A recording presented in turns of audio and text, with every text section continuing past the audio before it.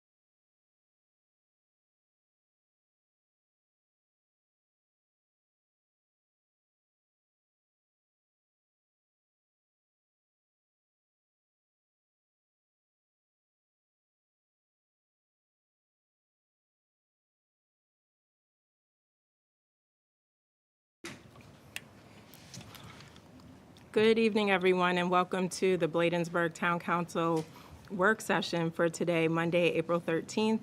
The meeting is now called to order. The next item on the agenda is the approval of tonight's agenda. Council, is there a motion to approve? I so move. Moved by Councilmember Dixon. Is there a second? Second. Seconded by Councilmember Brown. Any corrections or amendments to the agenda before we vote? Yeah, Mayor, item number D, budget session minutes for April 7th are not completed yet, so go ahead and strike those from the agenda. Okay, so next meeting for those. Anything else we need to push to the May meeting? All right. Hearing no other changes, all in favor, let it be known by the saying of aye. Aye. Aye. Any nays? The ayes have it. The approval of the agenda is before us, and the agenda has been approved. Next up is the approval of meeting minutes, beginning with the session that the council held to discuss the budget on March 2nd. Council, is there a motion to approve the March 2nd meeting minutes?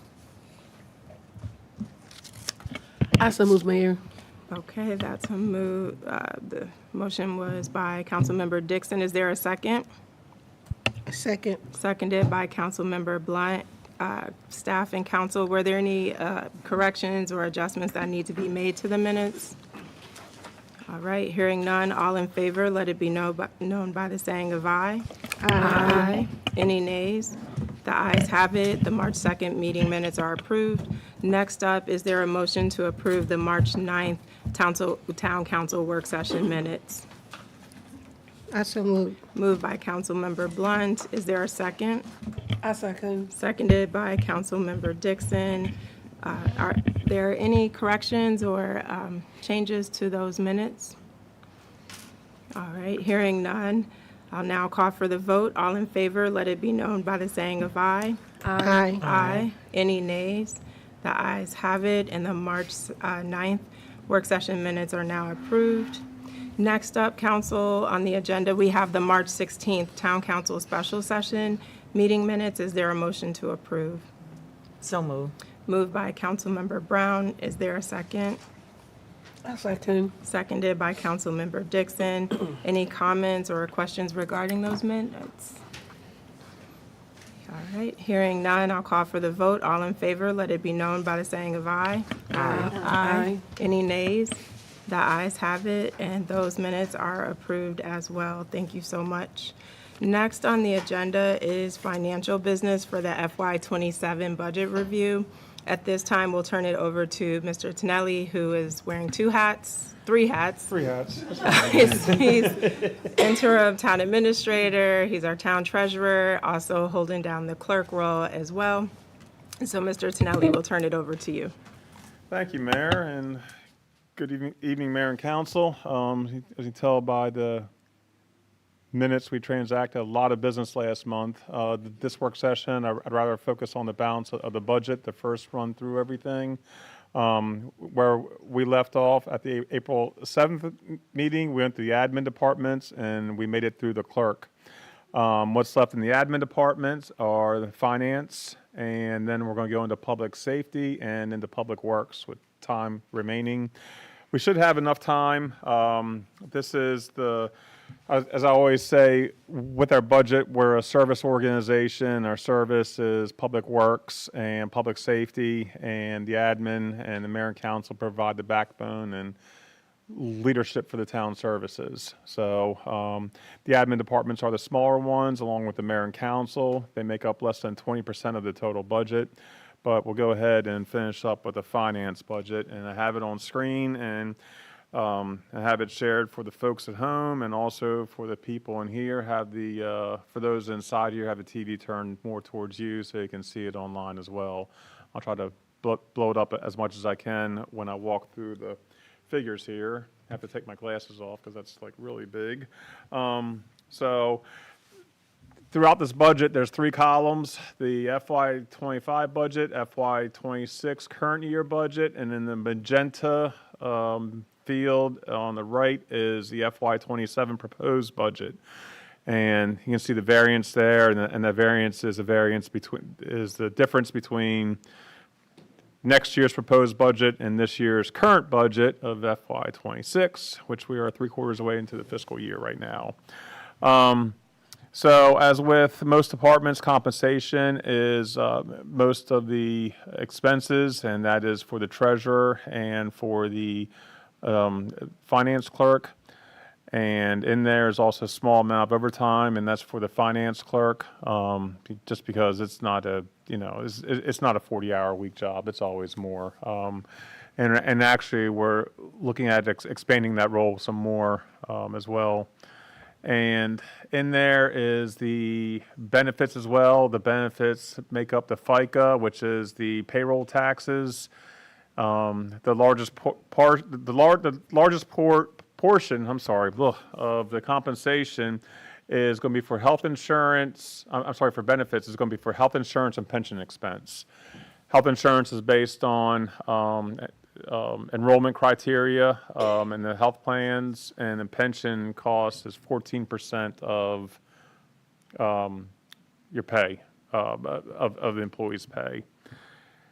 And also the pension expense, what we add into the finance department is a pension cost, which is an additional $8,000 to $10,000 from the state of Maryland per year. We get billed that quarterly, and that's based on the enrollment, the number of people in the plan.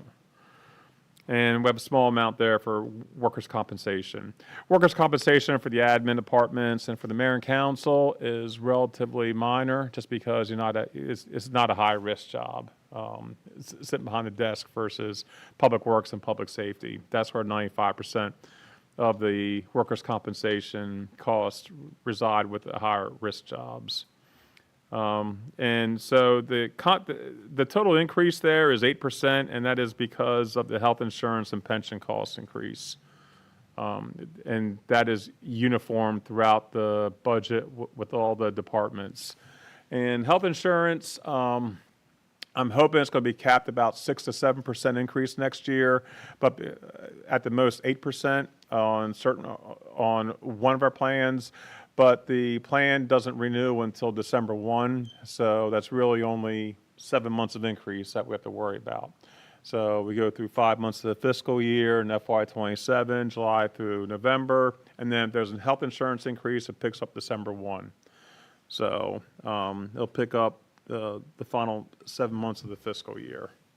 Just a little backstory there, because we'll talk about the same thing with the public safety and public works budget as well. Any questions so far? Admin departments, I hate to say, they're boring. There's not a lot of action there. So, there's a lot of action, but not a lot of action of the numbers. They really don't change that much every single year. There's small increases, but there's no there's hardly any staff in the admin department, so you're not going to see a lot of jump or anything. The general expenses make up approximately another $90,000, and most of this is with insurance and audit and the software contracts and banking, and also our payroll service. Just going from top to bottom there, I kept a small amount in for tuition reimbursement as a motivator for me to keep going, So the last one, it didn't cost the town anything, which was nice. So I like to find those programs. The same with professional development. That's really just for the GFAO, which is the Maryland Government Finance Officers Association conferences, and also for MACO or MML. I've been opting to go to MACO if I have to pay for it. I usually try to get that comped through my county, but I have that in the budget just in case. Payroll service, that is, I would pay 4 times, 5 times that amount for the amount of work they do for us. It's a bi-weekly payroll. They handle all the processing, all the tax withholdings, tax remittance, any deductions, any garnishments that may come through, and they're really good, and they do the W-2s and the quarterly tax filings and annual tax filings and all the liabilities on them, which is great.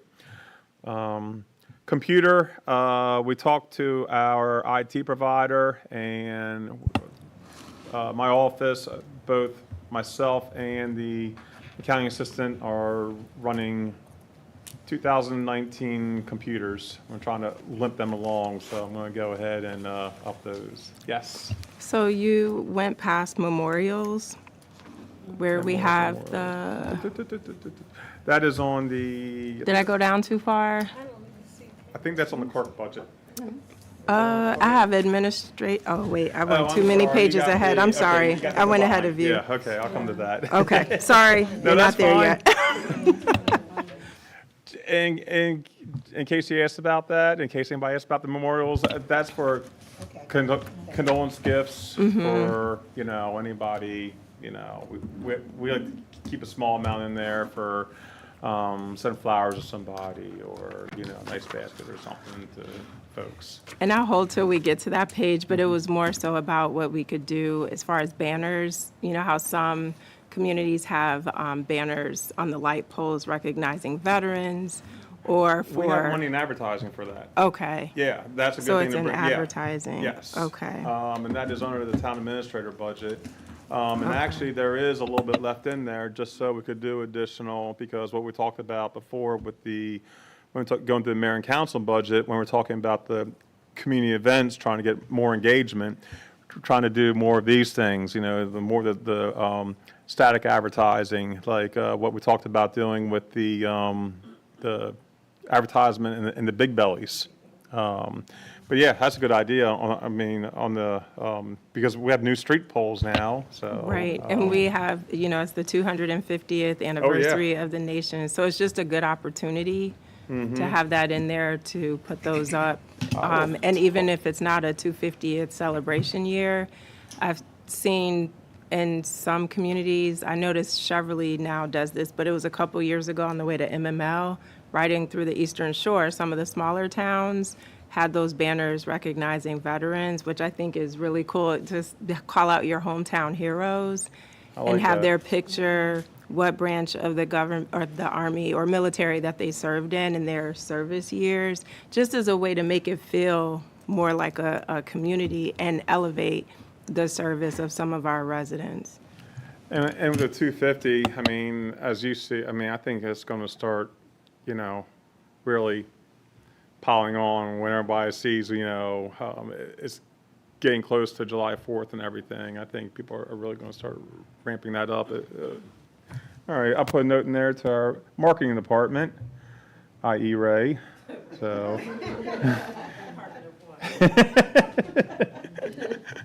So,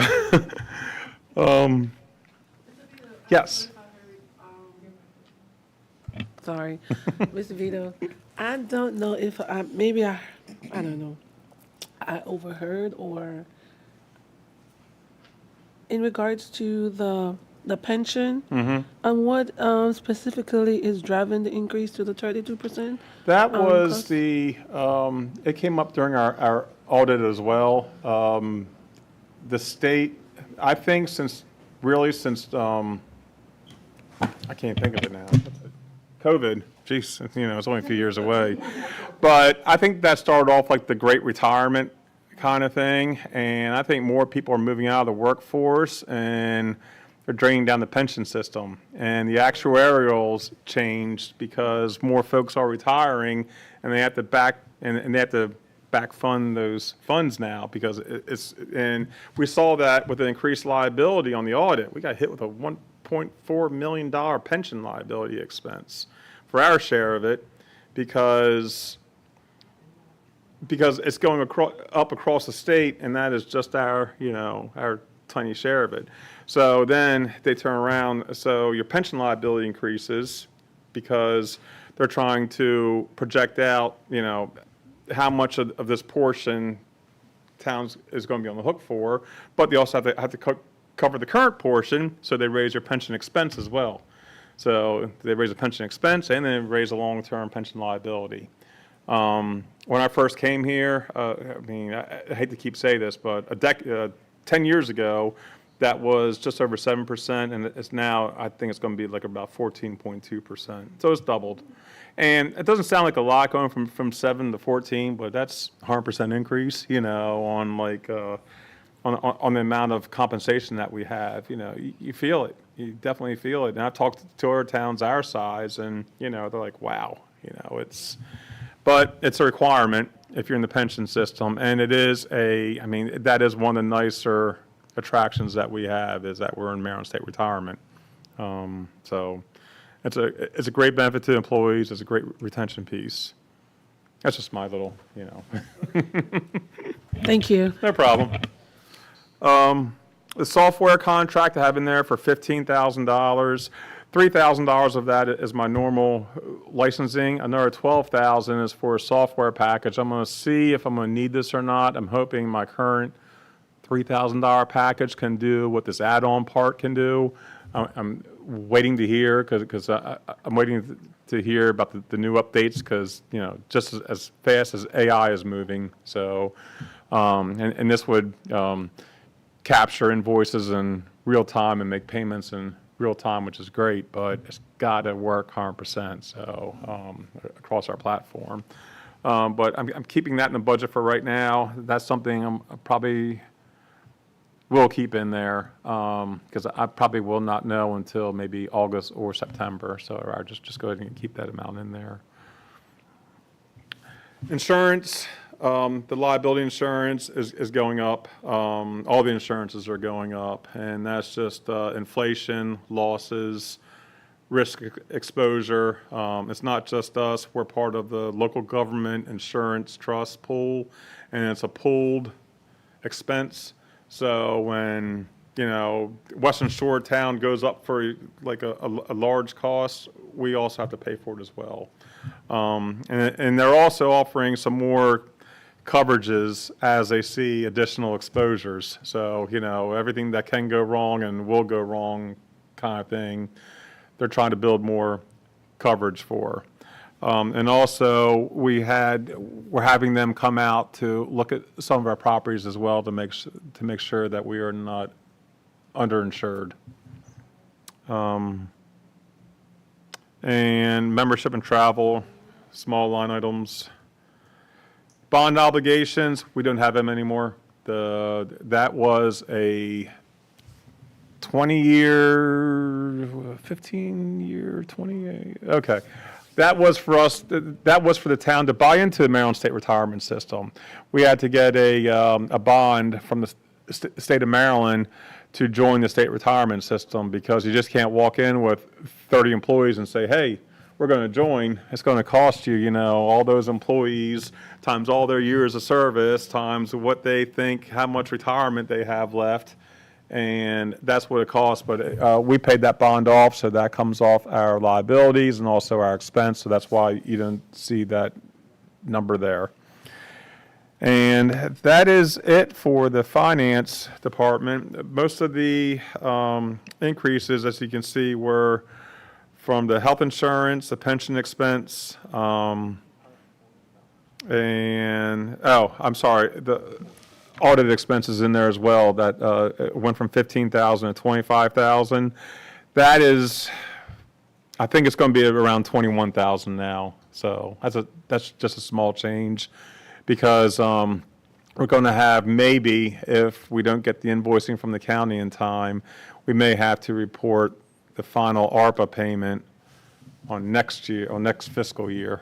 So it'll show up in next fiscal year's audit, even though it'll be paid out maybe by July. So, and just because of that, it starts a higher audit premium, because they have to do it according to federal standards. Even though it's just for one expense, they still have to go through everything for the ARPA reporting.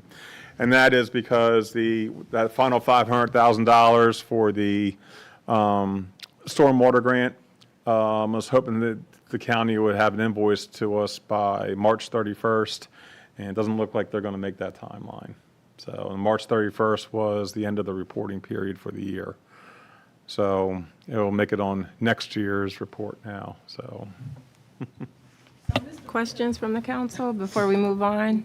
Go ahead, Councilmember Blunt. Vito, how many people that's in the finance department? Just two, Just two? just two of us. And Yeah. that's you and Tina? Okay. I think I looked before, I think we have like about something crazy, like 9,800 transactions a year her and I go through. It's, you know. And we touch each one, just because it's, you know, just because you don't, you know, it's, a lot of it is, you know, the same over and over again, but you still have to approve it and match it up and everything else. So it's, you know. Good, okay. Councilmember Dixon? Thank you, Madam Mayor. Mr. Vito, I wanted to Hey. ask, in regards to the ARPA funding, since we no longer have that, the audit is just for, isn't that annual, it's just one time, right?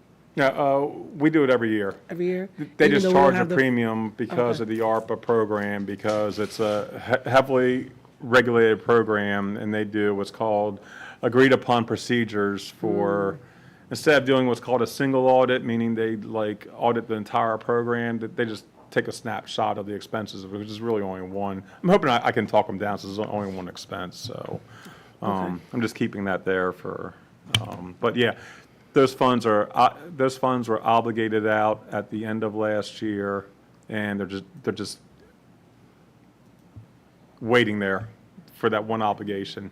So, Okay. yeah. Thank you so much. Yep, and they are in this separate bank account, interest-bearing bank account, and separate from our operating and all other funds, so. Sorry, Mr. Gray.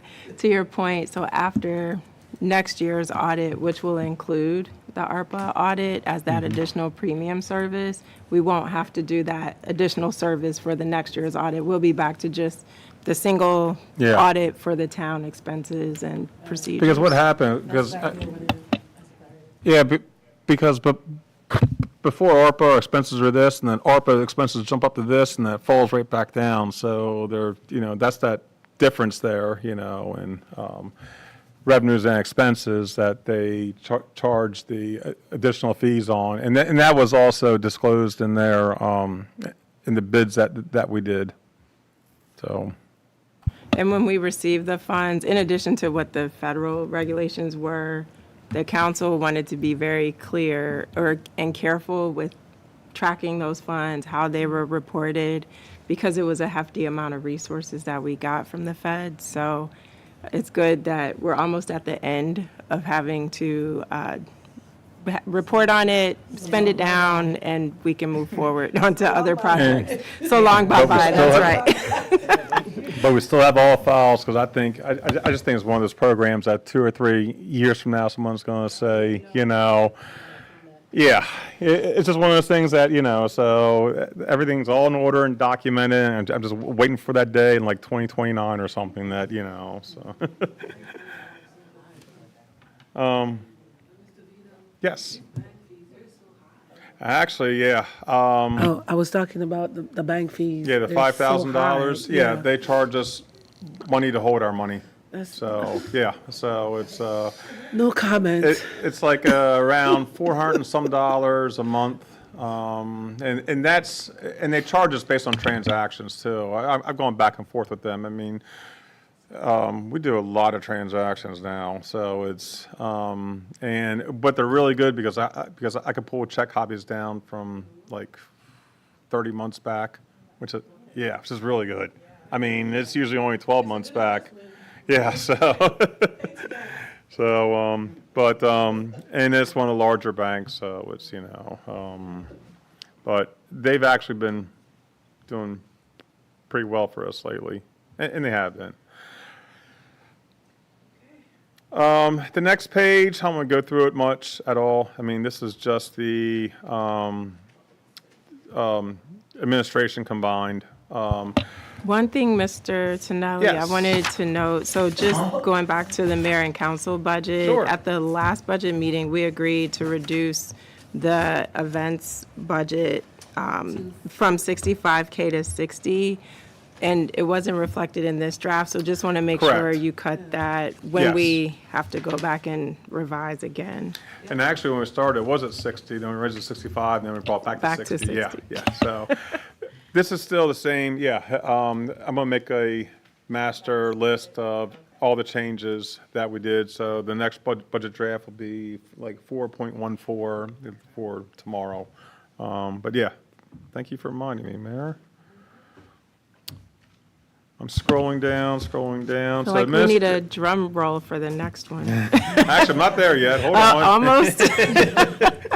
The administration combined, this is how I report hours each month because, we're small departments, so I combined the town administrator, town clerk, and finance office.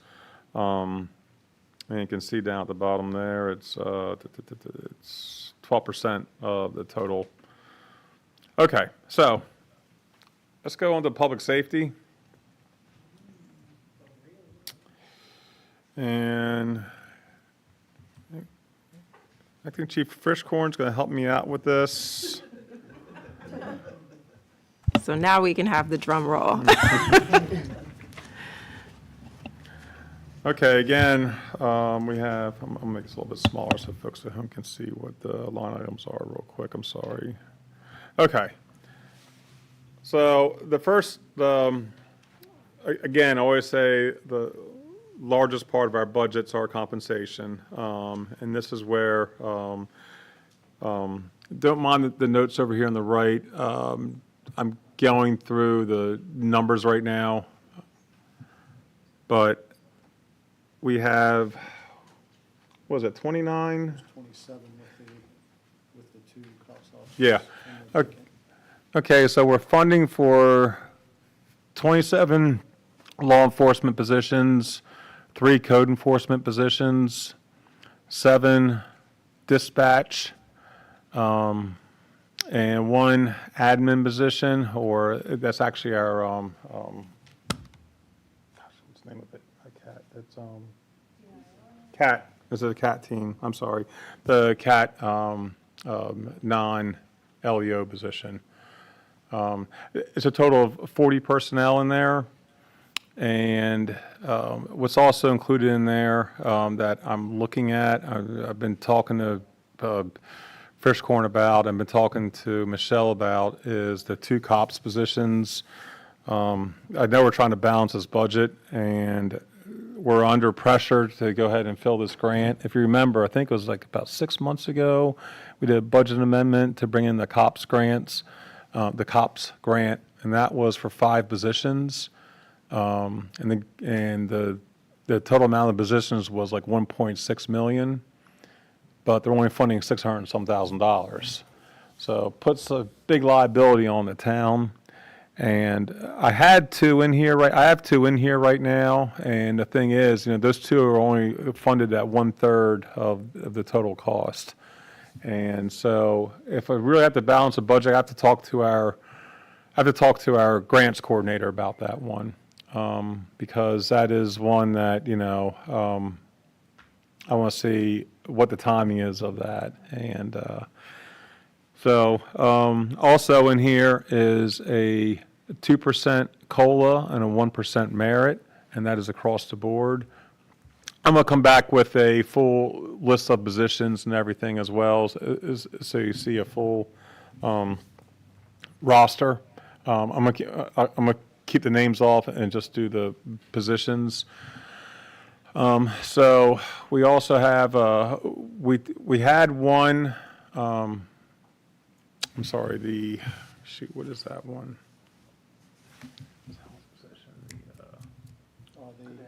The Cadet, I'm sorry.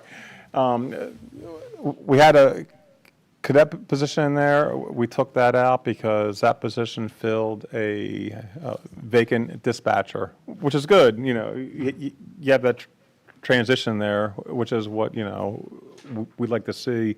And we currently have 1 open dispatch position right now and 1 officer position right now. Is that correct? Yes. So, and that's where we are. So, but the increase we see here in the regular pay is because this year's budget, when we drafted it with the previous chief, there were 4 hours per shift.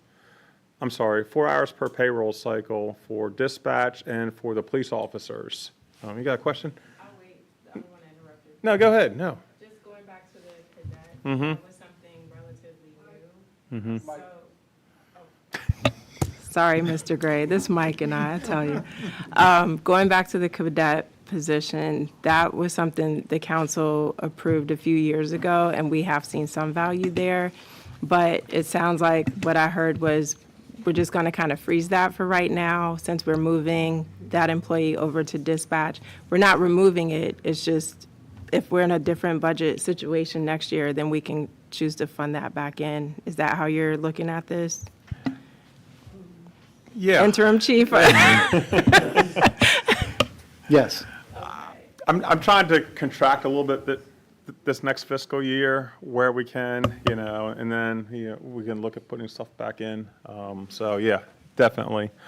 One of the things, too, that came up between when we struck the budget this time last year and what's happened since is we had an additional, Chief, you can help me with this, an additional 4 hours per payroll for dispatch and also for law enforcement officers because it's, help me out. It's the EHO earned hours overtime. So because they work 12-hour shifts, when they work their 12-hour shifts in a 2-week period, they end up with 84 hours. So they get 4 hours of overtime for the overage. So it's 84 reg pay instead of 80 reg pay per payroll. When we struck this budget, previous chief said we can work around that, and we really can't work around that. So that has to go back into the budget. So what it adds is 4 hours times 26 pays, you're at about 100 hours per employee that we had to put in to cover that because they're working, those 84 reg hours instead of 80 hours. So 4 times 26 is what, 108 hours. So my question here is, do we have to have 12-hour shifts? I mentioned this to our prior chief. Would there be a scenario where we could have 10-hour shifts? Or I think he said at your previous agency, interim Chief Frischkorn, that there were 8-hour, or there was a smaller number. It wasn't necessarily always the 12-hour shift. So I'm just curious, do we have to have a certain number of officers before that is an option? Because I'm also thinking 12 hours is a long time, particularly for the night shift. And I've done ride-alongs on the night shift, and about 3 a.m., I know I'm fading. And when you have to be fresh, have your senses sharp because anything could happen at any moment, that's putting a lot of stress on people on top of, having worked several days back to back. So I'm curious what your thoughts are. Yeah, we talked about 10-hour shifts, but when we looked at the numbers, you got to have more employees. There are some benefits to the 12-hour shifts. The officers get more days off because they're only working about half the month. But as we put on some more employees, we can look at the 10-hour shifts because it would be 4 on, 3 off, 4 on, 2 off, 10-hour shifts. But you need more employees. Sorry, I'm hearing questions. Go ahead, council member. Okay. Hey, is that based on what we should have for the town of Bladensburg and how big it is? Or is it based on the crime rate in Bladensburg? I'm just curious. I mean, we have that much crime here that we need that? Or can you just explain that just a teeny bit, not a lot? Yeah, normally when they determine how much staffing a police department has, there's a couple different models you can go by. One is population, another one is the crime, how much crime there is, and some is a combination. So And what are we basing ours on? I'm not sure what it was based on initially. Because it's been 12 hours. I've been here, 26, 27 years? It's been 12 hours going back that far. So I wonder, to your point, when did it start? Like, what caused that shift? Yeah. And it could have been because we were a smaller department. I remember when we had like 10 officers at one point in time, 10, maybe 12, Sean. So I could see them having longer hours, but I guess I thought at 30 officers at this point, we would be able to take a look at giving people some of that time back, because that's a lot of hours. But I do like what interim chief said. When I look at it as an employee, if I know I'm getting half the month off, I'm I'm less likely to complain because, Right. you do your 4 and then you're off the rest of the week. And you can kind of plan your life around that. I mean, is the crime that bad in Bladensburg where we need those many officers? I'm just asking. Or is it based on, again, like you said, the population? Yeah. I'm just, so what are we basing mean, all there's a- those officers on? I guess, looking at 30 officers, you got 30 officers, We have 27. 27. That's if you include the vacant position that we want to fill, and the 2 cops officers. Yes, I see that right here, chief of police, 30 law officers, so I'm looking at in the budget 30, but we say we have 27.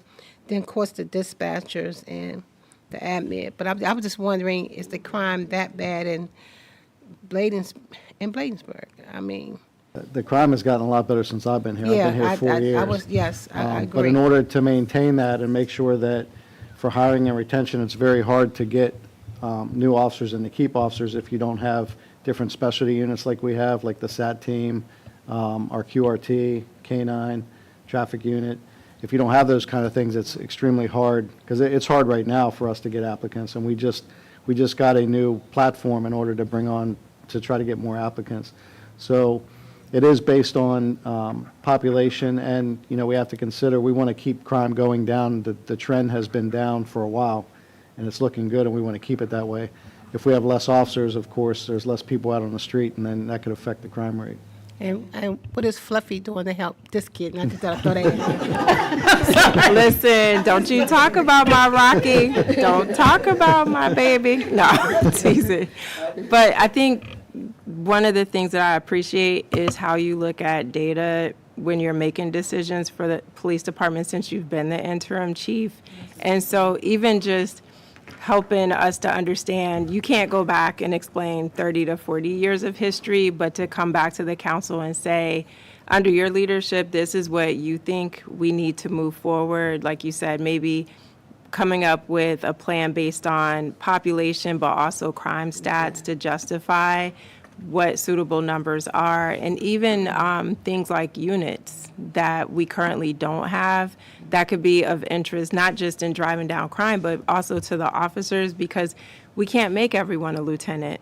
But if we can offer different aspects of law enforcement opportunities to them, I'm throwing it out there, this is not for real, but a drone unit, let's say, there's, people have other interests that could tie into policing and could help us. But then also, to Councilmember Blunt's point, if it's not a matter of high crime, it also allows them to have that visibility and build relationships with the business owners and the schools and other things to keep that down, because now there's that connection.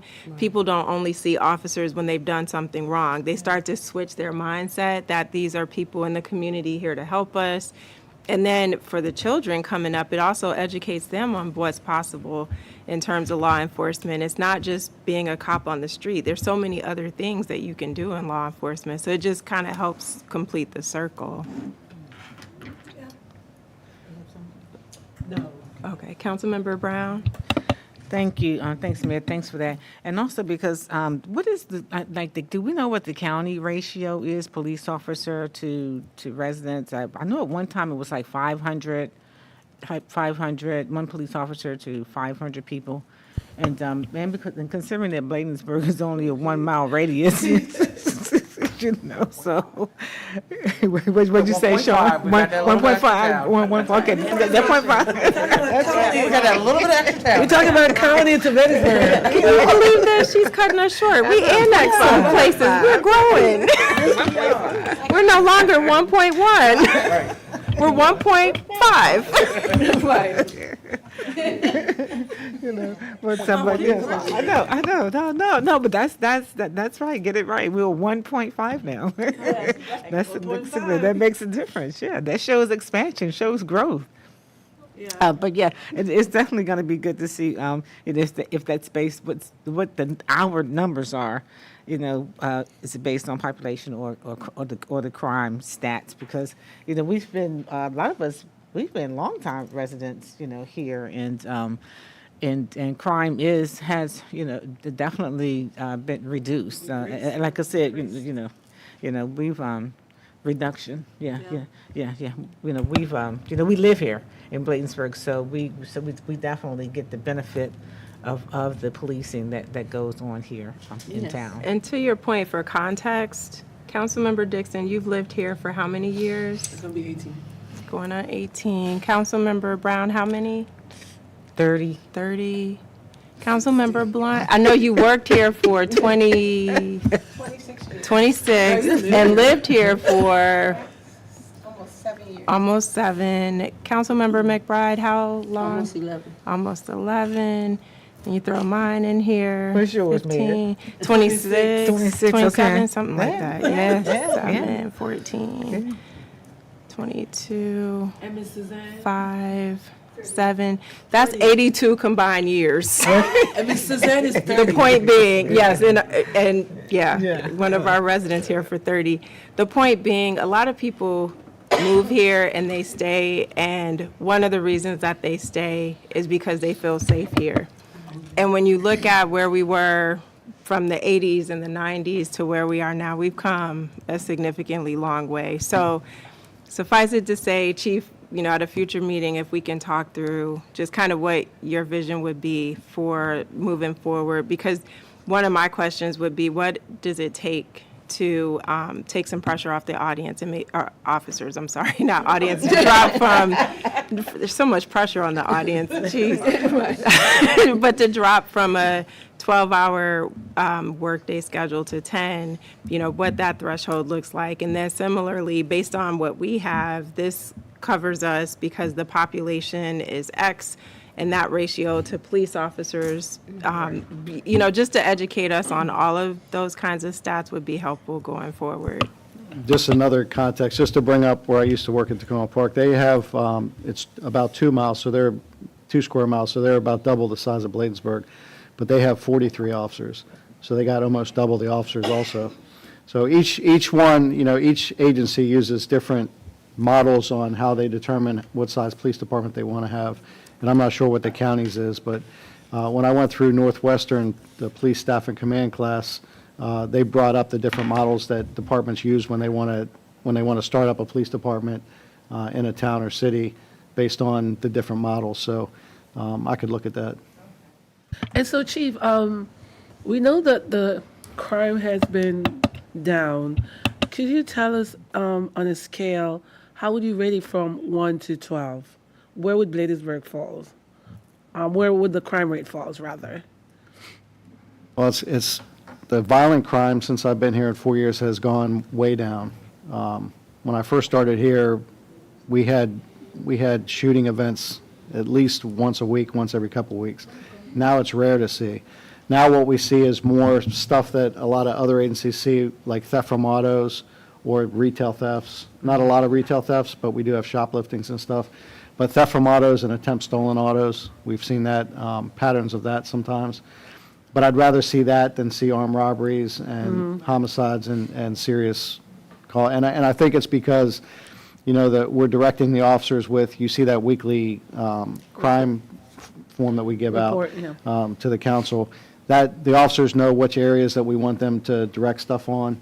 You know, and then if we get complaints from the community about traffic or anything like that, then we send officers up there to focus on that stuff. You'll see some of that in my report. But I hate to throw a number on it, but I would say that we're pretty safe. I mean, we have, every place you have to use appropriate amount of caution. Yeah. But we're a lot safer, I feel, than it was when I first started here, for sure. Thank you. Thank you. Yep, Councilmember Blunt. Okay, I'm sorry, Dixon. Okay, just one more thing. What I would love to see again, back when the police officers, even I see a lot of times riding through where they, in their cars, they do sit in their cars, but if they go back to the apartment buildings and the stores and sit in their cars, I just usually see them off to the side, opposed to going back into like the senior buildings. Of course, I'm gonna say that, and the buildings, just so people can see that they're there. Because I know our residents really miss seeing the officers. They used to come in our building, of course, you know, and play and, well, you know, not what I mean play, but you know, just we know that they're there. I would love to see that again. I mean, once you get everything together. I know you're fairly new, but get everything together. I would love to see that again. Yeah, we encourage the officers to get out on foot and walk around. Sometimes if you're seeing them parked somewhere along the side, they might be on their MDT writing a report or something. Okay. But we encourage them to get out and walk and talk to the business owners, talk to the residents. And as it gets warmer, we're going to start having bike patrols again, so the officers can get out on bikes. All right. So anything else before we It's move? also about response time. I mean, our response time that we always say is what, 45 Right. seconds? It's If pretty that. I mean, my county's 511 square miles. I think we have the same number of officers, I'll be waiting till tomorrow so it's, so it's, It's a big difference. which is reality, it's, Wow. I mean, but that's Eastern Shore compared to, you're more of the urban areas, so it's, but, again, the response time is critical, and it's, they say when seconds seconds count and you gotta wait minutes and hours, it's a little bit different, so.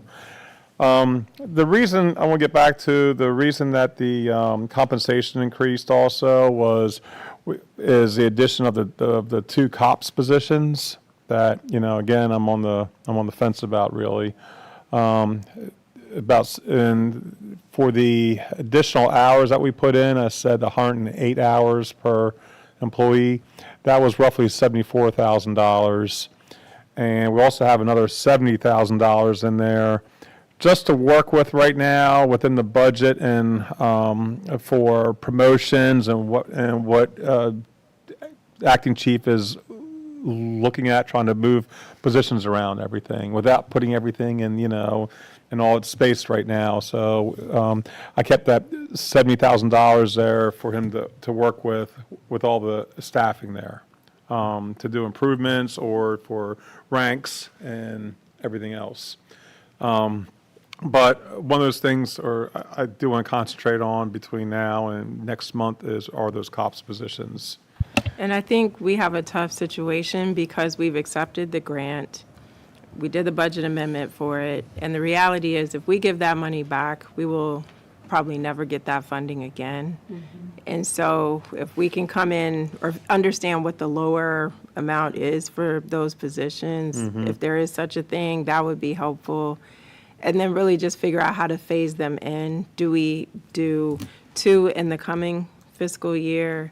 And then when we are talking FY '28 budget planning, then do we add 2 more at that point? So I appreciate you reaching out, getting more Yeah. information from Mr. O'Connor there, but I just want to be honest about that. If the council says, oh, we can't afford it, we're going to give the money back to the federal government, just know they're not going to give us that grant funding again, so.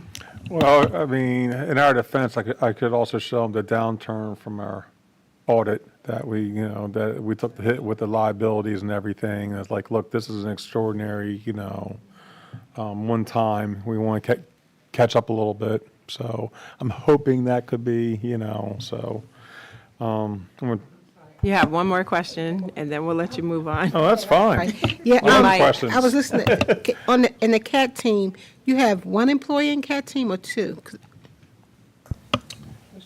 In the CAT team is Miss Montfort. She's a supervisor over One there. civilian employee. I should Yeah, say. 1 civilian and 1 sworn. I just moved Sergeant Ramirez from her previous position to the CAT team. Okay, so that's 2 over there. Okay. All right. And we're going to come back with a full list and roster for you as well. So just trying to get all these,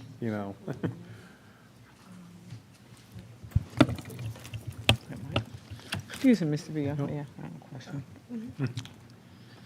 So, the grant, the COPS grant, do we have to provide any matching funds? That's the issue. So what is that amount? it covers 1/3 of everything. So we have to come up with 2/3. Oh, my. Yes. Yeah. So that was the issue. Yeah. And did we think it was going to the, Oh, yeah. I forgot about that. There's a limit on salaries too. So I think it covers, 80% of the salary of So the. you'd have to pretty much get someone. You'd have to get someone that goes to the academy because if you're a lateral, you expect to be brought in at a higher rate, and that rate would probably be above the rate that the grant would allow. So any difference the town would have to pay. Oh, wow. The example I used, that's a lot. yeah, the example I used Yeah. was, someone say, they gave me $60,000 for a truck. I'm like, great, I can go out and buy a new truck. They said, oh, you got to put up 40,000 of it yourself. I'm like, okay, and then they say, plus you got to buy 4 more this year, so that's like, it doesn't work. I was like, yeah, exactly, Basically, it doesn't work it. It is if you have the funds. If you do have the funds. Well, when we But were if you talking about don't, this, then we had. you're left in a bind. Right. We had more annexation plans when we were talking about doing this, and this started a year and a half, 2 years ago, when we had a lot of annexation talk going on, and this was kind of like to fill those areas, and expecting more of a tax base and everything. And were we And- also expecting the funding from the cameras and Yes, the, yeah, yeah. so there was a lot involved there. Yeah. Back to you. Yeah. I just sucked the air out of the room, Yeah, so. but that is something that we really, really need to look at and revisit. Open the door up, funding wise, and sorry, everybody, but. And excuse me, Mr. Vito, because at the end of the day, Acting Chief Fishcorn, it's like whether or not we can afford it, because It's $1 million difference. yeah, I mean, Yeah. we can't put the town in a negative and just trying to afford that. Yeah, in a deficit. Yeah. So So that's where I was saying, I know we need to, and we may not even get through the police department budget because it's almost 6:30 now. But I do think it would be helpful at one of the upcoming budget meetings to kind of map that out for us, Mr. Tonelli, in terms of initially, here's what the town would be looking at in FY 2027 to fund 2 cops positions. And that's salaries plus benefits, outfitting those officers' vehicles, the whole 9 yards. And then separate from that, as we have to bring in those additional officers in FY 2028, and if it goes through 2029, to understand, okay, so this time next year, here's what we'd be looking at, because we just need to see the full picture to understand it. And again, it's tough because you don't want to turn down money, but we also want to be good stewards and be upfront with those who are giving us these resources. Because I think in the grand scheme of things, I know certain people who have told me, if you turn this away, you'll never get it again. And I understand that sentiment. However, I think it's not just doing that, but it's how you do it and being transparent in terms of, we had a different financial outlook when we started down this road, to the point you were making earlier, and just lay the case out there. It's not that we never want to do this again, but unfortunately, things didn't shake out the way that we anticipated when we started this journey, and we just can't afford $1 million for officers right now. I mean, I'd rather put that money into, not that we have the money, but I'd rather, put it into, something already current, I don't know, but I mean, exactly. I mean, yeah, we're talking about money we don't even have to put into it, so it's, so. Yeah, so ever since, that's been the sticking point with me, so. And interim chief, I know it doesn't feel good hearing this, but we just want to be upfront. So any ideas that you can share, you and Mr. Tonelli can talk through, and then we've got a couple more budget meetings, so at least we can come back to the table. Maybe and Chief have can a give us better- $1 million. I wish I had $1 million. But we also, we'll find out with talking to the person who handles our grants, if the COPS grant, if it has to be 5 or nothing, or can it be 1 or 2 of the positions, and then we give back the rest of the money?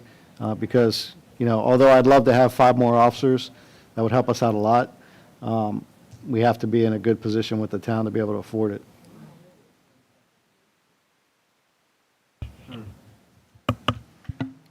I know you guys have to say. All right. Anything else before we move on? All right, back to you, Mr. Tonelli. That's okay. So, you can see the I'm sorry, the pension costs, it looks like it increased a lot, but that is because we're adding the 2 new employees for the cops position, so it's starting from 0. And also was a higher pension cost than it was the previous year.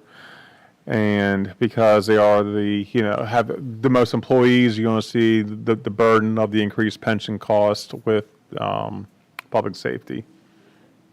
And you can see workers' comp there. They are the, can we, I want to make sure this is blown up enough. Workers' comp, because they are the most at risk, you can see that they have the most of the workers' comp expense there for $240,000. And actually, that is the one insurance that's actually decreased, which I didn't think was going to decrease. So it's come down slightly. And I talked to our brokers. I said, hey, is there any chance to put this out to bid? They said, absolutely not. You're not going to get anywhere, but, from who we have right now. And it's not a knock against us. It's just because we are inside the Beltway and we have a police department. So we are the 2 highest risk categories right there. So we are with the only insurer in Maryland that provides insurance to towns with police departments. So. And then isn't your claims history a part of that too? Because I Yeah, know. it's a 3-year look back on the people- claims history, and actually, claims history has slightly improved, but I'm not going to know those rates until another 3 weeks. So, of course, they say it's going to look good, but then, so, again, and that's one insurance that's solely dependent on us versus the pooled insurance. So, as the mayor said, it's based on our claims and our losses. So that's compensation. Again, we'll come back and touch on this again based on the conversations that we had on the next draft. Yeah, actually, acting chief and I have talked about this, and we looked at previous year's expenditures and what we're planning on for next year, and also looking at the current year.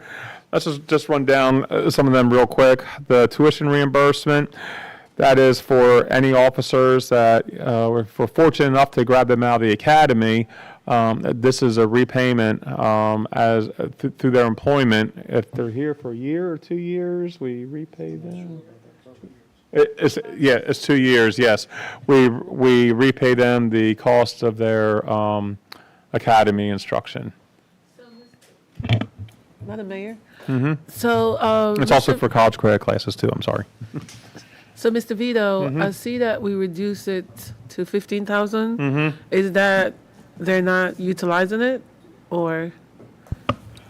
No, when I looked at that, it was 80,000. I thought it was kind of high. Are you talking about tuition reimbursement? Yeah. Oh, I'm sorry, I thought you were talking about uniforms. Thought about that too. Uniform, Chief, the uniform as well too, because I see the decrease in the uniform, tuition, and also phone and computer. The tuition They save us a reimbursement, we've only used 6% of it so far this year, so we haven't used a lot of it. So it made some sense to reduce that. The uniforms, before there was a lot of uniforms for, we just started, that was back when we had the honor guard and we had to equip them with a bunch of uniforms. SAT team, QRT, K9, all those. And since we already outfitted them, it's just going to be, and we're not going to be hiring a lot of officers. So it's a couple $1,000s per officer for uniforms to get them outfitted. So I just thought that was a high amount, and I thought that 50 would work well. Mayor, can I say something? So, Chief, are we actually encouraging the officers to use this tuition reimbursement? Are we encouraging? Are you encouraging your staff to use it? Yes, we actually, I'm not sure if it was 1 or 2 officers wanted to go back to school, and we let them adjust their hours so that they could work on what's beneficial to them going to school. So, yeah, we want them to get more education. We encourage that, and you'll see on my report tonight, we've also sent officers and supervisors to a lot more schooling. I'm trying to use a lot of the money that we have for training, because in the past, we didn't send a lot of people to training. We were told there wasn't much in the budget, but there was a lot of money in the budget for that. And that's kind of been a challenge, that we have these conversations at budget time and put the resources in, and then to come back each year and not see them heavily utilized. So I appreciate that you're sending the officers for these various trainings, because they are important.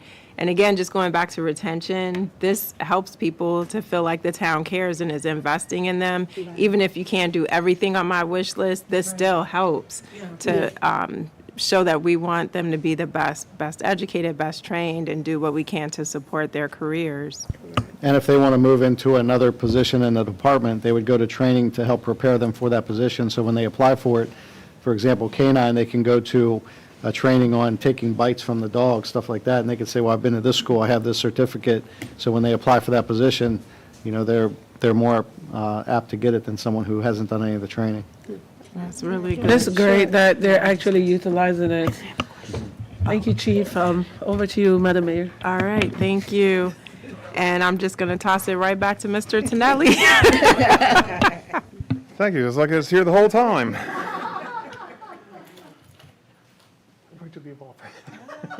We just went through tuition reimbursement thank you. and uniforms. Okay, great. Recruitment, that is, I guess you should say the first 1, 2, 3, 4, 5, really all about retention and recruitment. The recruitment there on 6130, that is for any new applicants that have to go through extensive background checks. And it's also for current psychologicals. Go ahead. Yeah, we send the officers to a psych polygraph, so that's part of that. And then we just put into effect this week a recruiting app. It's called Police App, and it's specifically for people who are interested in law enforcement. So unlike Indeed or one of the other platforms where you might get a variety of people applying, this is just specifically for law enforcement. Again, we're talking about like policing 10 years ago, you know, it's totally changed, you know, especially since I've been here. I mean, just see what we're doing now, it's. It's nice to see they're innovating. Yeah.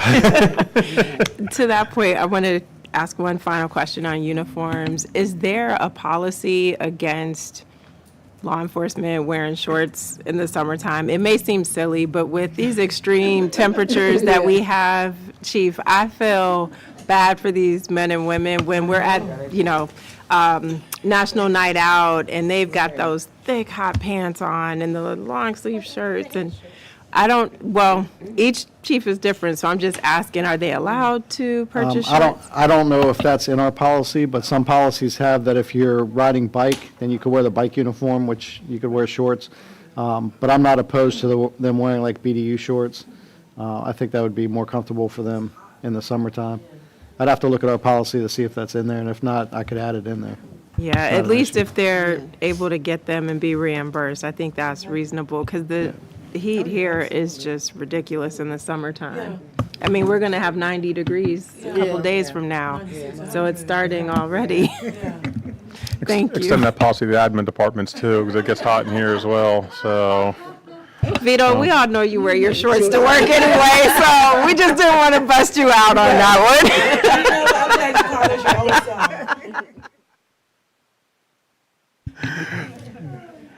It's all about comfort, professional development, that's something that we've gone back and forth with for the last 3 or 4 years about this. We lowered it and then increased it and dropped it back because it wasn't being utilized, and now we're keeping it the same and hoping that we do more leadership and professional trainings, and also this is also for conferences, for line staff and also for command staff. Chief, I'm going to have you talk about this because this is a pretty important line item. Yeah, so we have various platforms that we can use for training. Some of them are free, some of them are through the federal government where they'll pay for travel, they'll pay for the meals, they'll pay for the training. And then there's other ones where we just have to pay ourselves. So I've been looking at different ones. When we can do cost savings, we do. I've been sending recently officers to FBI LEADA class. Those classes tend to be more expensive. Leadership classes tend to be more expensive. I actually signed up for the police certification class through IACP. So this year, we're going to use part of that $50,000 for IACP to come out and do the promotional process since it's professional development. And then next year, we're definitely going to utilize it. Like I said before, the officers didn't know that we had that kind of funds that were available for us to go to training. So I'm encouraging training. I want all the officers to get trained, especially supervisors. I think when we have well-trained supervisors, it lowers the liability for the town, for the police department, and, we want professional, well-trained supervisors. Yeah, thank you for that. All right, Mr. Tonelli, it's 6:38. Oh, we're good. Okay. Not until 7 o'clock. Right, we need a little break in between, just a little I one. get you to 6:54, so Sean Rev. 16 minutes. 6:50, please, sir. All 10 right. more minutes. Let's pull off some of the major ones that have changed. Employee recognition, that was, we're keeping that in there, actually increased that back for the annual banquet and also for recognitions throughout the year. Let me pull some other. Telephone, 6310, we actually decreased that. We finally cut all of our copper lines. We cut them before, but we permanently cut them now because we didn't know what was still being run through backup. Everything's being run through fiber now. So we cut that in half. The fire department donation, that came up during the mayor and council budget discussion. Remember I said there's $30,000 and the additional 20 is paid through speed camera, which is on the public safety budget, and that's for the stipend program. And Mr. Vita, you can put the caveat about the, the tax differential. Yes, So that- thank you. That increased donation puts us over the threshold with the county to get a tax differential, which is basically a tax savings is worth a few pennies, a couple to a few pennies on the resident's tax bill. A few pennies a tax, which is, when I say a few pennies a tax, is not like pennies, but it's actually, instead of paying the county, what's the tax rate in the county? Is it $1 per 100? So we would pay 98 cents per 100 assessment instead of full dollar. So you're saving that. So you're saving 2% of your tax bill. How's that? The IT support, we're keeping that at $100,000. That is for managed services, and we have a lot going on here. There's a lot going through. We have a pretty substantial network here with all the employees, with the servers, with the all the programs, a shot spotter, dispatch, all the communications, all the recordings, everything else. So it's all tied in together. Insurances have gone up, as we talked about before. They've been going up every year, and that is part of our pooled insurance. You see that there in the insurance, auto, and liability. Total of $150,000 for both of those, and that's because they are police related, and that's also for legal claims and police liability claims as well. And that it's just throughout the state, throughout the country. It's a very litigious society, and even with body cameras, it's not going down. It's just as much. Go ahead. Mr. No. Vita, what is the membership? Can you explain that? a little Membership bit? is Sure. for, You went that down is you went for down the line. the Police Chiefs Association. It was for Noble, IECP, yes, yep. And also a small amount for the MML chapters as well. Mr. Vito, may I go back to 6570? 65 equipment Yeah, the lease. equipment lease. So 10,000, that's a month, is that monthly? No, that's annual. Oh, what's this, monthly copy lease? That's what, usage? yeah, that's, two copiers. we pay for it monthly, but it's Oh, okay, but that's. annualized, okay. I'm sorry, yes, yeah. Okay, all right, thank you. That may have been more of a note to myself than it is a public, so it's, Mr. Vito, it's also great that the contractual services are down. We're saving money on that end as well. yeah, that is, we're not spending as much on some of the, I want to say smaller services, but because one of the services I think we're going to get for gratis from the county, was that the Lexus next? Yes. One of those is going to drop off because the county is going to provide that for us. Yes. Sorry, one more question, Councilmember Okay. Blunt. Can we go to six? You know, this is always my biggest question, 6230, community events.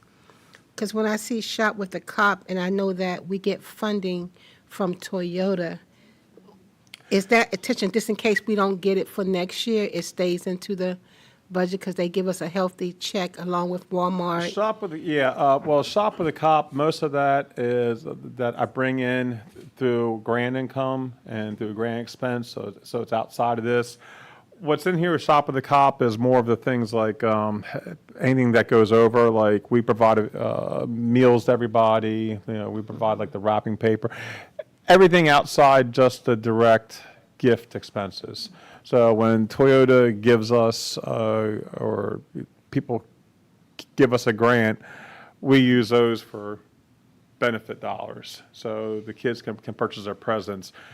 This is for smaller consumables outside that, like the wrapping paper and food and everything else. The money they give us and the residents that we serve, that money that they give us, because they give us a large sum as long as and Walmart too. Yes. That don't cover that whole It's event.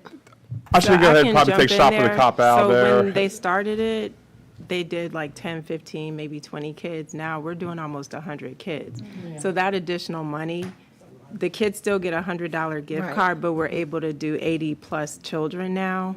So that money is covering each of those, the grants. To Correct. Vito's point, is going toward those purchases. And then it happens where sometimes a kid goes over. And so yes, you know, it's like, okay, trying to say well, it lightly. Johnny, you spent 125. We're not going to tell them you got to put toys back. So we use that to cover those We situations. use the whole Yes. grant funds that they give us. Absolutely. We use every penny of that. It doesn't go nowhere else. All that is spent, and we add more to that. Correct. Okay. If And we I need know- to, yes, if we need to. Mr. But also in here also is your larger police events like National Night Out, all Well, no, the. I see that, Yeah. yeah, but I just want, Oh, the yeah. ones that we get community grants, like Walmart give us money, Toyota give us money, so that's why I was asking. Okay, no problem. Would it be possible, Mr. Tonelli, for the next budget meeting, just as an example, to bring us the breakdown of, for 2025, here's the donation amounts that the town received from the various organizations for a Shop with a Cop, and then also a detail of what it costs to get the scissors, the tape, all the Sure. stuff, the food. So at least you see where it is. Because the other part of it is if we know this is the most that we're going to get on donations, then at least the council can say, well, maybe we need to budget a little bit more because the grants are topping out at this amount. And we don't want the kids to have a bad experience, so maybe we need to put in a little, right, I'm just as an example to get to the, Money's not- yeah. I just- I'm just Your mic's curious not to on. see if the money is spent on- I'm sorry. I'm just curious to see that the money is spent where it needs to be spent, that's it. And if we have to go over, what addition do we pay for? Because it could be they give us more. Because I know Walmart give us a healthy grant as well as Toyota, just to make sure that, you know, that the money is where it is. Thank you. So, Mr. Tonelli, I don't want to rush through this. Can I'm we gonna- stop here I was going and to go down to pick it one back last up? line item, the very, very bottom. Well, but one thing is going to take us 12 minutes with questions, because Sorry. if you bring up something else, all of us are going to have questions. So I'd rather we just, Yeah. We can stop. Stop. We can yeah, stop. you sure? I mean, Go ahead, give it a Well, I was try. going to say that, 2 minutes stop. okay. Yeah, thanks. thank you, Sean. Yep. That $220,000 there at the bottom, for the 3 outfitted police vehicles, we always have an aging fleet, and we're trying to keep the fleet updated. And we're trying to balance the budget here, and that is 1/2 of the balance that we need.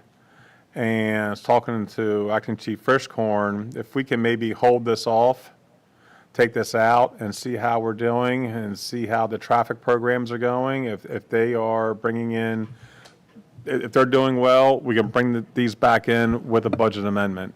You saying take what out? Take out the, One at the bottom, the 220 for capital outlay, the, 6975 for the yeah, vehicles. for the 3 public vehicles. safety vehicles. I'm saying, but why would we take that out? Don't we need to show? We need to save on expenses. I know we So need to, but don't we need to show what's actually there? Removing it is. I'm going to take it out for now of the budget, and if our finances look like they're improving next fiscal year, we'll bring them back in with a budget amendment. So it doesn't tie us to it. I mean, realistically, I could keep that in and we show the loss for the year, and we just hold off and hold off making the purchases until we know we have the funds, or take it out now and then bring it back in later in the fiscal year. Which we've done before, and I think that's better. Otherwise, it's going to show a deeper deficit of almost $250,000, and we have to have a balanced budget, so that's not going to be good. We know we need the vehicles, but really, if we're pulling that from the speed camera or automated service, automated traffic enforcement dollars, then we've done this past year with the budget amendment. The funds were there, so we were able to come to the council with a budget amendment and do it that way. This is why I said I didn't think it was going to be a quick thing. No, I know. So we can hold that off for better We can come discussion back next to time. it, yeah. We can come back, and at least for the next meeting, we'll have Yeah. some more time to talk through Yes. everything. Thank you. Thank you, Mr. Tonelli and I hope I Interim don't lose Chief. y'all, so. Yes, this was good. This was good.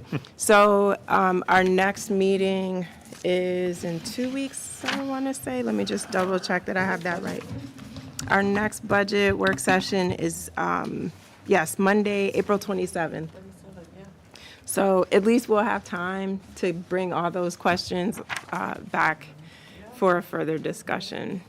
So we have come to the end of our agenda. It's hard to believe we spent that entire time talking about the budget, isn't it? It is not hard to believe. I was being facetious. This is not my favorite season. All right, council, is there a motion to adjourn tonight's work session? I so moved. Moved by Councilmember Blunt. second. Is there seconded by Councilmember Dixon? Any comments or questions before calling the vote? Hearing none, all in favor, let it be known by the saying of aye. Aye. Any nays? The ayes have it. Thank you so much. We're adjourned. Where is it? There it is. Yeah, 3 at 7.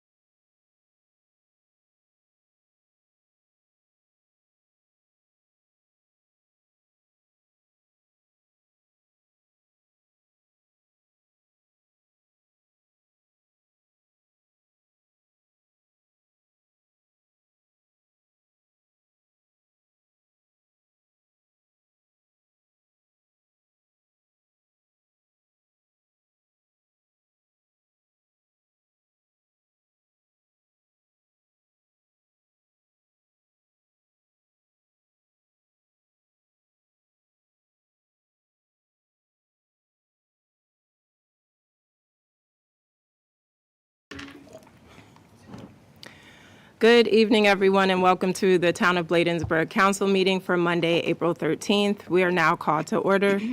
The next item on our agenda is to have opening prayer, and tonight that will be led by Councilmember Carol McBride.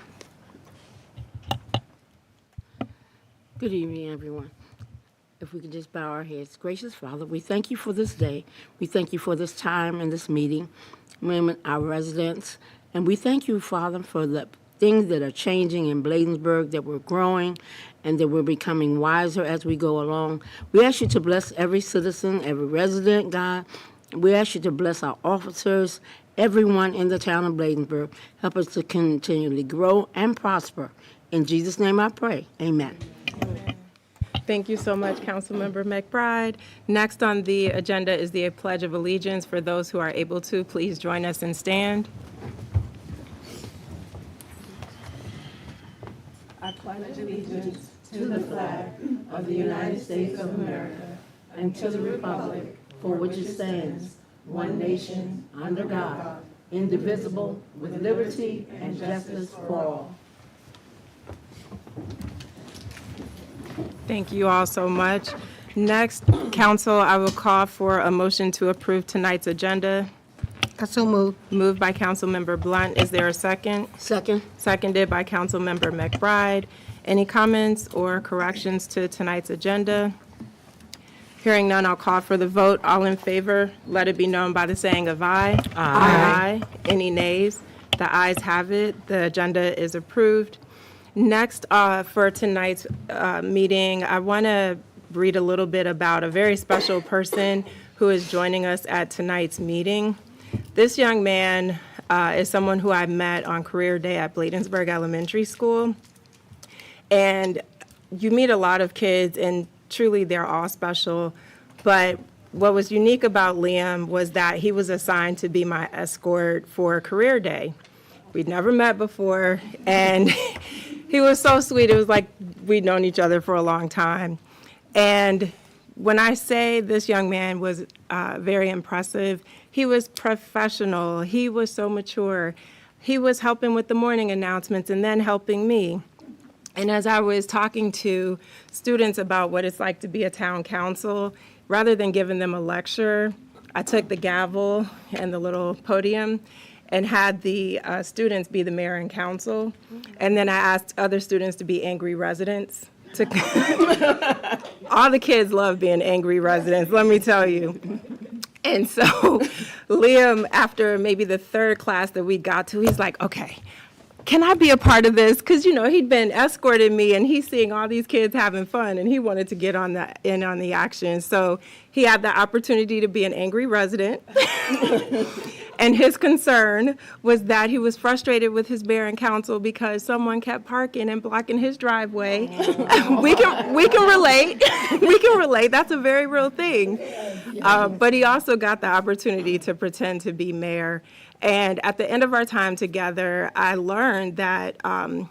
Liam is what is called a gold student in Prince George's County.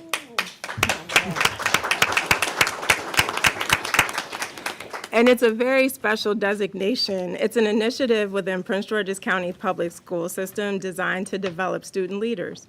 And so as a student representative, Liam participates in quarterly training sessions. So he's not just there being in the class and volunteering whenever the administrators need him, but he's taking this additional training.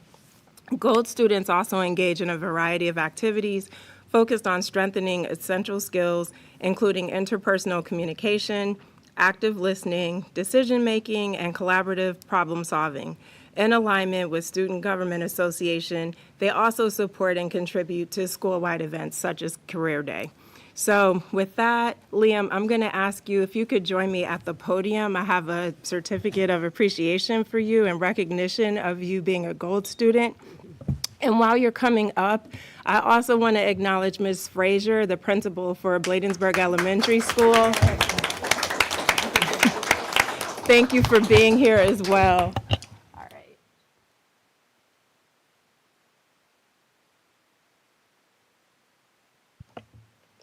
So Liam, this is A presentation just for you, my friend. This is a certificate of achievement to Liam Hadia Macedo in recognition of your leadership and participation in the Gold Initiative. As a student representative, you have engaged in leadership training, strengthened key skills, and supported many school-wide events. Your dedication and commitment to leadership are commendable. And so we just want to recognize you for being a wonderful student. So this is for you. Thank you. You're welcome, sir. Would you like to say something? No? Okay. All right. And then Mom and Dad, could we actually get a photo with you and the town council, please? We can get someone to take it so you can be in it.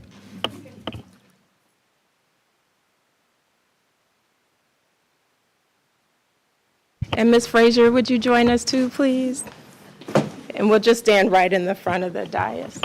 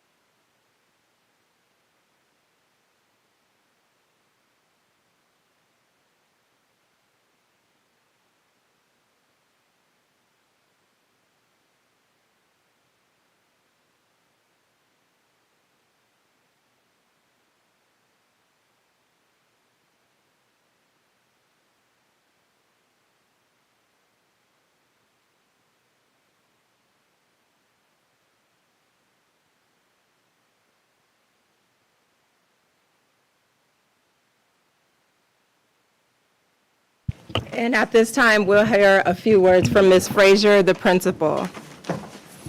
Thank you, Mayor James. And thank you so much, Liam.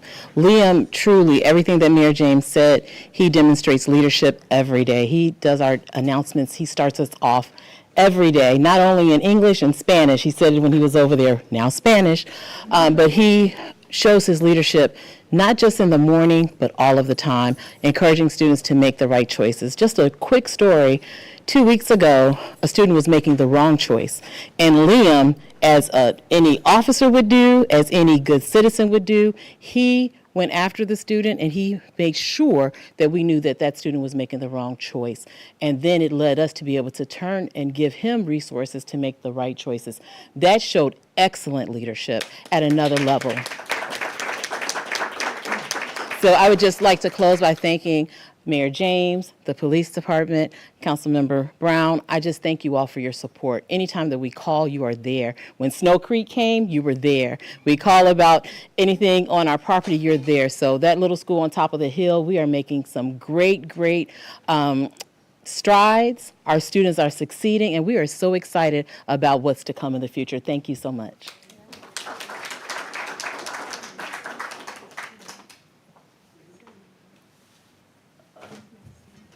So Ms. Frazier, we couldn't leave you out, so we have a little swag bag for you too.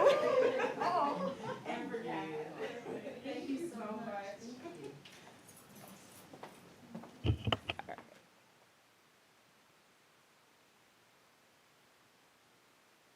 much. And please also give our regards to the rest of the administrators at Bladensburg Elementary, Dr. Liebard, and the rest of the team. We appreciate the partnership with them as well. Yes, ma'am. Next on the agenda, we are at the approval of the minutes for the March 9th council meeting. Council, is there a motion to approve the minutes? I so move. Moved by Councilmember Dixon. Is there a second? A second. Seconded by Councilmember Blunt. Any corrections or clarifications for the minutes? Hearing none, I'll call for the vote. All in favor, let it be known by the saying of aye. Aye. Any nays? The ayes have it. The minutes are approved. Next up, Mr. Tonelli, are there any public comments before we? We have, Mayor, we have one public comment Okay. from Ms. McCutcheon. Okay, Ms. McCutcheon, please take the podium.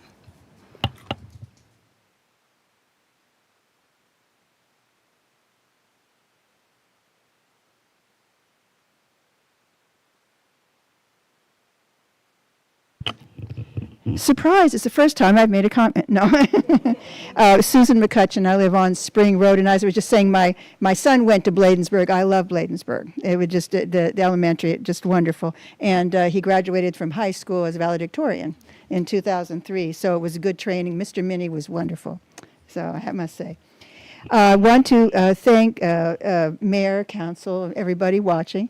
I want to thank Councilmember Brown for arranging the data center meeting at her church in Landover, which is really great because we're talking about the Landover, the Landover potential data center, and I hope it was helpful. I hope it sounded like it was very helpful, and they were very knowledgeable folks there. I also want to say something about, earlier today, we were talking about, not we, but you were talking about police training. I don't know if there's any training and working with a lot of indivisible groups, et cetera, if police training dealing with ICE issues, all the different immigration issues and how they're being handled, and also perhaps then working with the public as far as like business owners or people who would be interested when they have they have that training to let the public know and see how these kinds of issues are being handled. I think that would be very good training to have because it's not going away yet. And finally, I'm going to say that I hope that people will be willing to come out on May 1st, May Day, look up May Day Strong, because people across the country are going to step into something bigger than a single protest. Workers, students, families, and entire communities are preparing to disrupt business as usual to make one thing clear: this country does not belong to billionaires. And we know the power lives with the people who work, where the students are. And the families, if the students walk out, I'm sorry, I'm big for school, but walk out and be in the streets. And also businesses close down and people be in the streets. And also families refusing to spend money on that day to make a hit on saying, look, we're watching, we know what's going on, and this is not a country of billionaires or kings. So this is a follow-up. I hope people participated in No Kings 3. Not everybody has to be of the same belief, but it just seems that we need to make it clear that people are strong and people support the economy and people support the elected leaders and the businesses and the tech billionaires who unfortunately have taken over so much of our country. So anyway, that's my radical spin for the evening. Thank you. Thank you so much, Ms. McCutcheon. We appreciate the information about May Day as well as the data centers, and always appreciate you being engaged as a resident and one of our graduates from the Civics Academy. So kudos for that too. At this time, that completes public comments. We do not have unfinished business for tonight, and we do not have any financial business, so we'll move on to new business, to an area that the council is up here cheering about. We're super pleased to be at this point in time.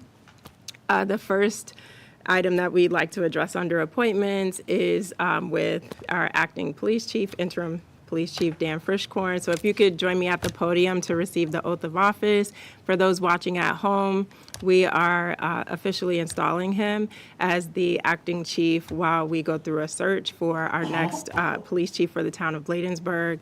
Frischkorn has been doing an amazing job in terms of leading, providing data, more comprehensive reports on activities of the department, building a more cohesive team. And so we are already immensely grateful for his efforts. So thank you.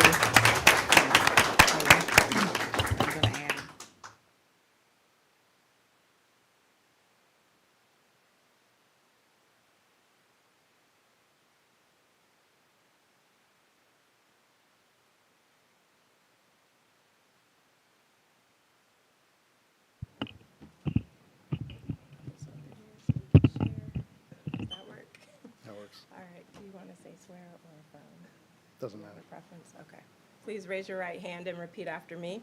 I, Daniel Frischkorn, I, Daniel Frischkorn, having been duly appointed having been duly appointed as interim chief of police, as interim chief of police, effective technically March 12th, 2026, effective March 12, 2026, for the town of Bladensburg, for the town of Bladensburg, do solemnly affirm do solemnly affirm that I will bear that I will bear true allegiance true allegiance to the United States of America, to the United States of America, the state of the Maryland, state of Maryland, and the town of and the Bladensburg, town of Bladensburg, and that I will and that I will support the charter and laws support the charter and laws of Prince George's County of Prince George's County and the town of Bladensburg, and the town of Bladensburg, and that I will and that I will obey the orders of the governor obey the orders of the governor and the officers appointed over me and the officers appointed over me according to the rules and regulations according to the rules and regulations of the Bladensburg Police Department. of the Bladensburg Police Department. I will, I will, to the best of my skill, to the best of my skill, judgment, and ability, judgment, and ability, with diligence and faith,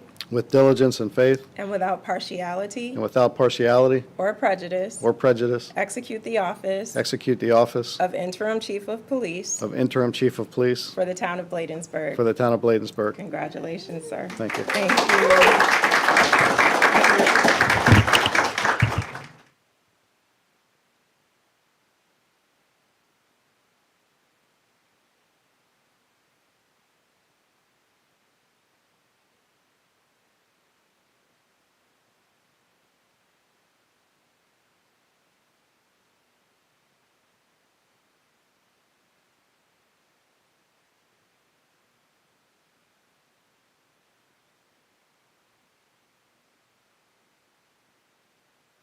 Say something real quick. I just want to thank the mayor and council for having confidence in my leadership and giving me this opportunity to lead the police department. I think in the last 4 years, we've come a long way. Hopefully, we can improve everything while I'm interim chief. I look forward to working with the new interim town administrator and the officers to make Bladensburg Police Department better and to move forward. And hopefully, we can all work together and make the police department how everyone, we've had some issues and we're going to address those. And hopefully we can all work together to make things better and be one of the best municipalities in Prince George's County.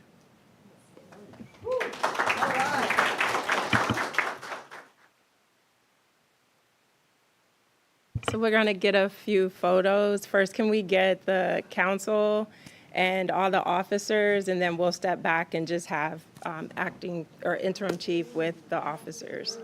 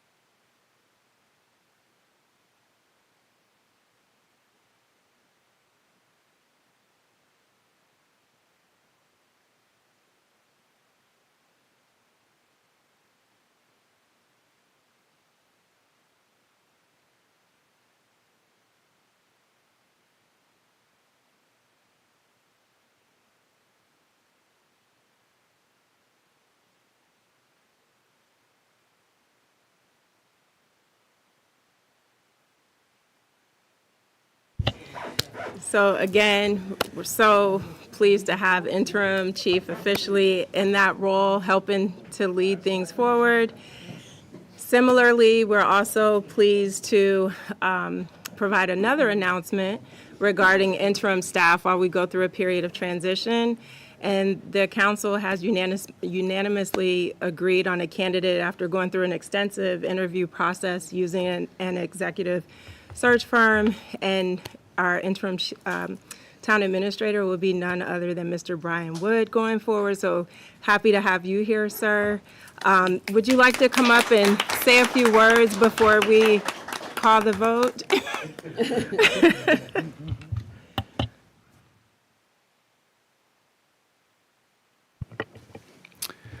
Thank you. Good evening, Mayor and Council, residents, team. I just want to say thank you for this opportunity.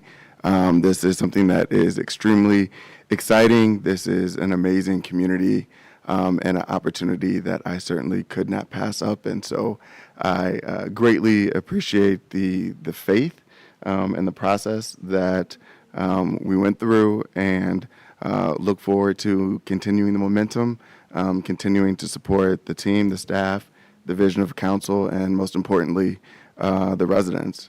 I think tonight exemplifies exactly why Bladensburg is such a special community and place. And yeah, congratulations, and congratulations again, Liam. Thank you. Thank you. Thank you, Mr. Wood. And so, council, with that, per the charter, I would ask if there is a motion to appoint Mr. Brian Wood as our interim town administrator. So moved. Moved by Councilmember Brown. Is there a second? Second. Seconded by Councilmember Dixon. Council, would you like to share any thoughts or remarks before we call the vote? Since your mic is live, I'm going to Councilmember Blunt.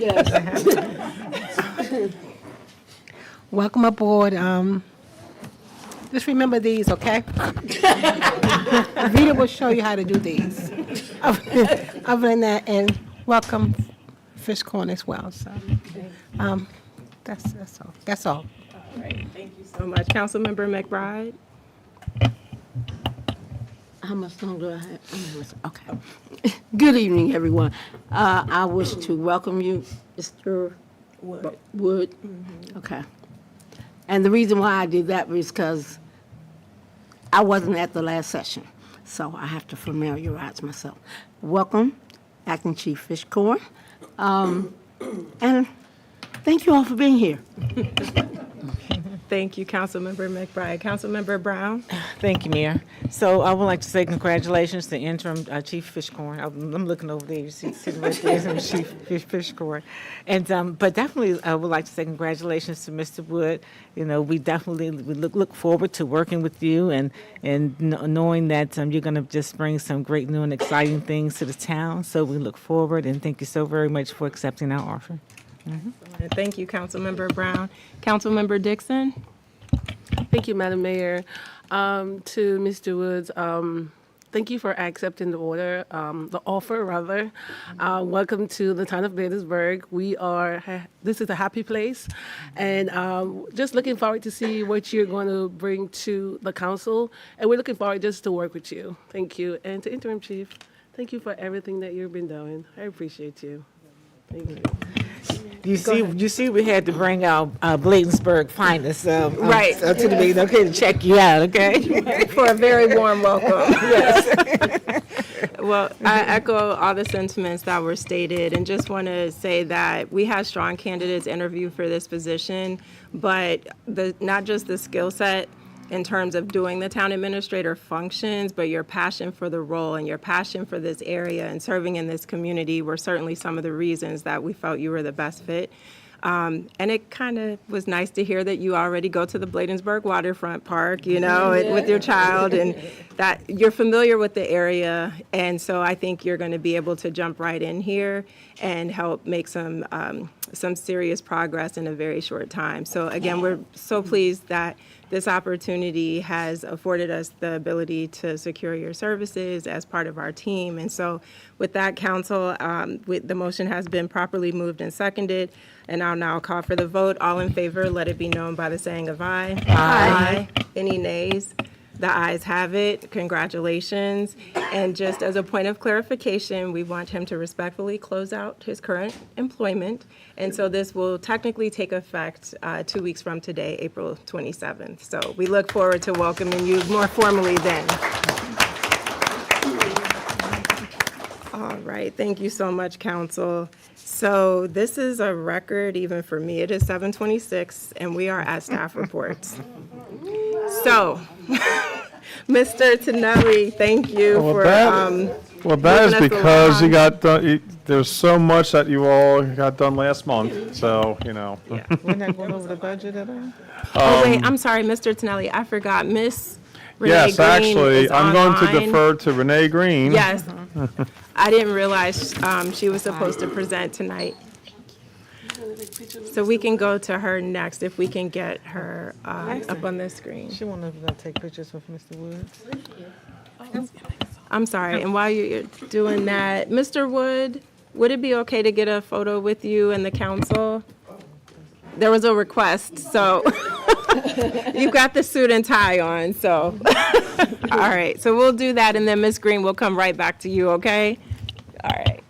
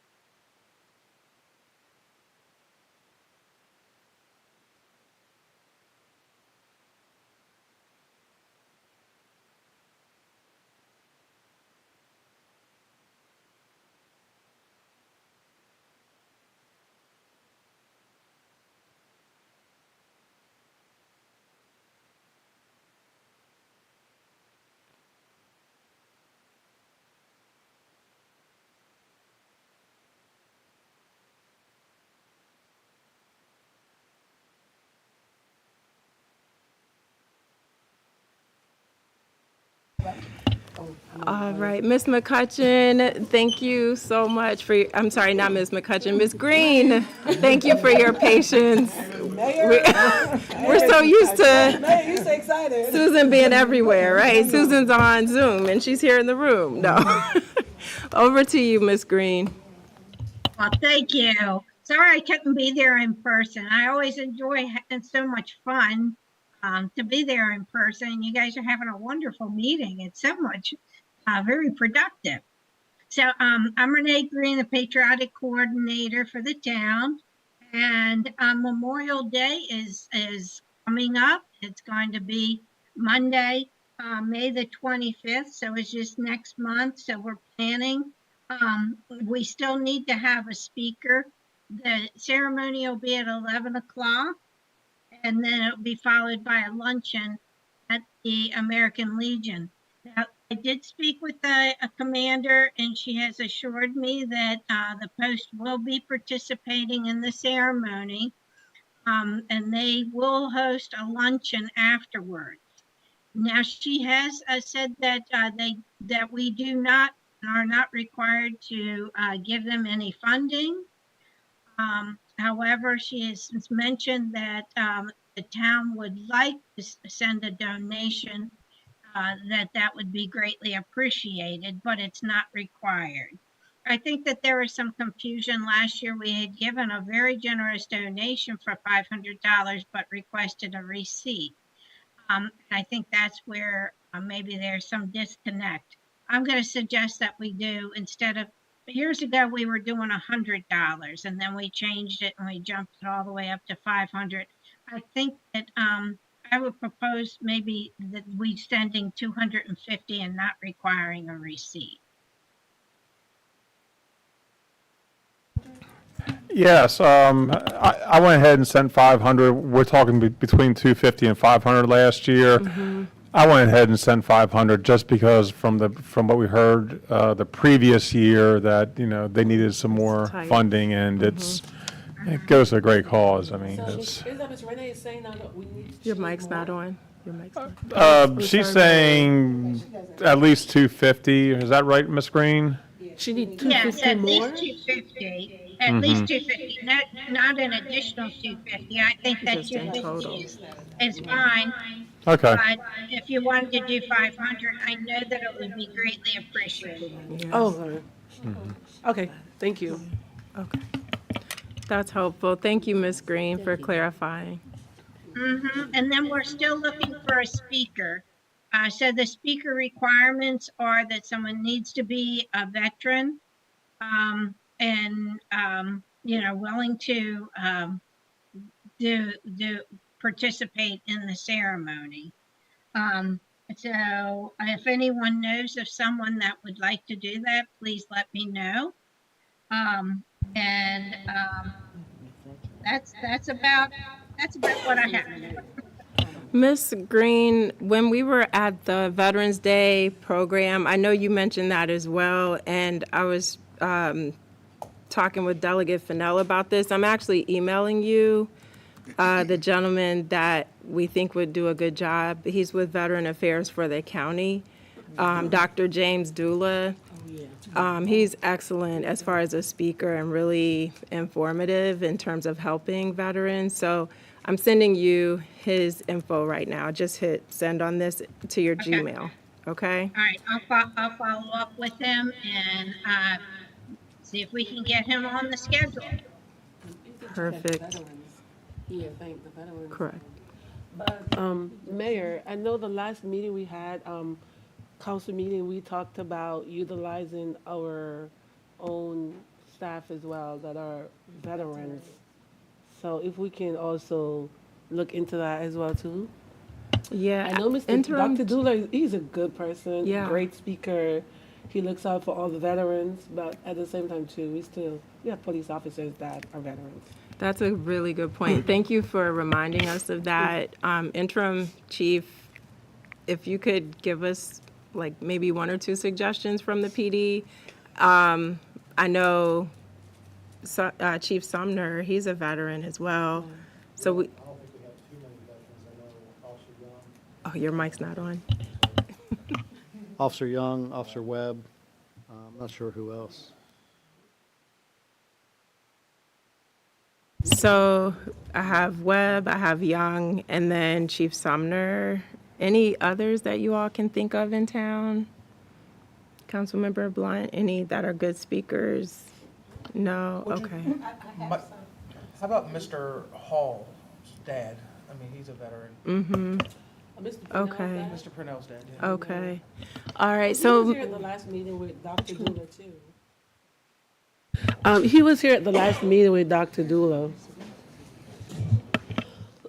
so Ms. Green, I'm just scribbling down a couple, Yeah, well, all of these suggestions, and Mayor, then I'll email If these. I could suggest one more, Mr. Wade's a veteran also. Oh, okay. Okay, so I will sit here after we wrap the meeting, Ms. Green, and then send you a little summary of, these are the names, this is who they're with, whether it's fire department, police department, or like local organizations, okay? All right, that'll be very helpful. Okay, perfect. Speaker, okay. Anything else we can do to help? That would be fantastic. If we have a list of a couple of people for speakers, I mean, that would set us up for a couple of years. Right, that's true. Or even break it up and maybe have two, just give shorter talks at the ceremonies, Right. so. Okay, well, thank you. Thank you for always Thank you. supporting the town, and we look forward to having a successful Memorial Day celebration or ceremony to honor those who paid the ultimate sacrifice in service to this country. Thank you. Thank you, take care. All right, you too. Bye-bye. All right, council, thank you for your flexibility with allowing Ms. Green to join us. Now, at this time, we are going to proceed with staff reports, beginning with the treasurer, because we just did not get enough in the budget meeting. So, and if you don't mind just including a quick overview of the budget and just reminding people to go back and watch the detailed discussion. I don't think we need to rehearse everything, but Just an at least additional 3 high minutes. level. You got an extra minute, okay? I'm just kidding. I'll get through it all, Mayor. Okay, so Vito Tinelli, I'm the treasurer. So welcome, Mayor and Council, and those at home, and those here in the audience this evening. We are in our third budget work session. We actually start talking about budget all year long. Officially, when we put it on paper, we started talking about it last month, and then we had another session last week and a session tonight at the work session. And we're still getting through the drafts, and we're going to have another one scheduled on April 27th. If that works for everybody so far, and got good nods, good nods. And then we have another ones scheduled for the first week of May, and also for the May 11th work session as well. And there's a chance we could have that budget adopted by then. If not, we can have an additional work session and have it adopted at our normal time in June at the June Mayor and Council meeting, which is on June the 10th. No, I'm sorry, 8th. Am I looking at that right? Yeah, I'm sorry, yes. So, and actually, last year we did a lot of changes to the budget. We did changes to tax rates, and we're confident this year that we can get through with the revenues that we have right now, and we're still going through the expenses. So that is where we are right now, Mayor. And in case you want to know where we are 3/4 of the way through the fiscal year, okay, we're good, you know. I feel like this thing's like, it's like creeping up behind me, it's going to cut me off, so. 3/4 of the way through the fiscal year, we're doing pretty well. Again, 9 months into the year, revenues look very well. Something that is coming online soon is before legislation this month in the county will be the stop sign camera enforcement. We're hoping that will be before the county council in the next 2 weeks. And then we'll work with our vendor to get those enforcement areas up and going as well. And so the bulk of our income tax and business personal property tax revenues and the balance of the highway user revenues are going to come in early to midsummer. Now, if we go down to expenses, everybody, I'm just going to say with a broad stroke, everybody is doing is within or just about budget, and that goes with compensation and general expenses. There have been some areas that have been a little bit higher, and some of those were for the capital for public works, which we did actually did a budget amendment last meeting to approve the additional purchases for equipment that we had. So you can see there on the public works, that capital highway user revenue expenses of $282,000. All that is funded from the highway user funds, which is good. We just didn't have it allocated yet in the budget. So we went ahead and did a budget amendment to allocate the balance of those highway user funds that are coming in. And beyond that, everything is doing well, and we still have at least 3 months to go, officially about 5 months by the time the year is closed out. Thank you, Mr. Tonelli. Any questions regarding the financial report? Oh, no time for questions? No, just kidding. Mr. Tonelli, just one thing is on the bond bill. I know Mrs. Bailey Hedgepeth had submitted several times the documentation for reimbursement for those expenses against the bond bill. The initial time she did it, I think this was 2024, they changed systems, and so then last year, things had to be re-uploaded. And do you have a sense, or maybe with our next interim, we can get that back on track to get a better sense in terms of when those reimbursements are going to come through? Actually, Michelle just got us approved Thursday, actually Friday. We were in here Friday late, and I finally told her I can't match her energy. I'm done, so it was late, so it's, yeah. But she got approval from the state, so now she's going to help me walk through the process to go in and get all that reimbursement, which is $400,000 at least right now, which would significantly help the cash flow. And I'm also going to help when I go through it, our partner town. Mr. Weiss got funding for the HVAC system for the Legion, I think. They got like $65,000. And I told them I'd help them with the process as well because they don't have any admin support. So once, I see how to do it, I can help them. So because that's a lot of money for them to be out too. So, but we're out a lot. I mean, because again, these bond bills and grant funds, you're always front loading the money, and that's the issue.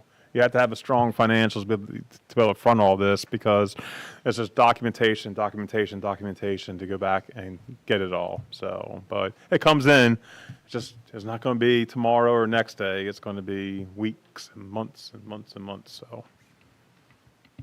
Well, thank you for that. We appreciate the overview. Let me get back to my agenda. Lost track. Who's up next? Public Works, who is not here with us tonight, but we did have Mr. Hall's report included, and certainly appreciate all their help on a number of fronts. They're always out there on the front lines and doing their best for beautification for the town. Next, after Hey, Public Mayor, Works. can I interrupt real quick? If you notice today, they just started construction, it's almost completed a new walkway that's going to the bus shelter from the town hall.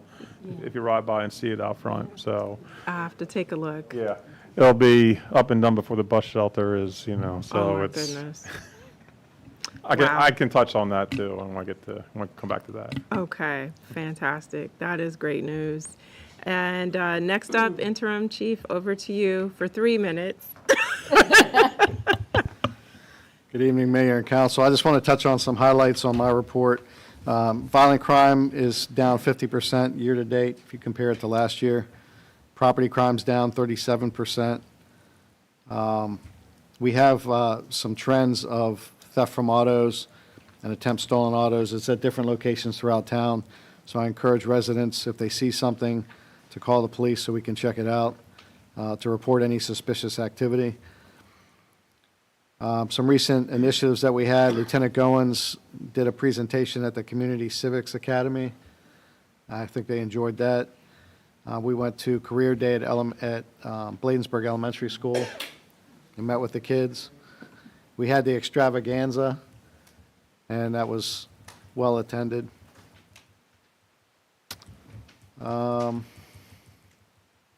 Personnel updates, Officer Lowry's completed his training, and he's now on his own.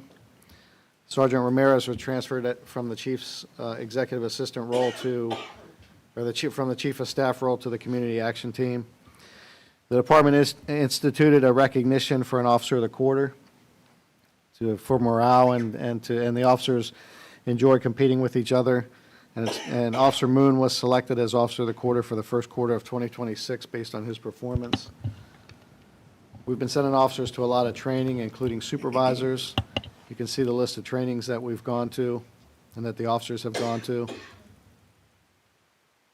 I'm glad to say that Gov Pilot is now up and operational for the parking module, so officers are using it to issue parking citations.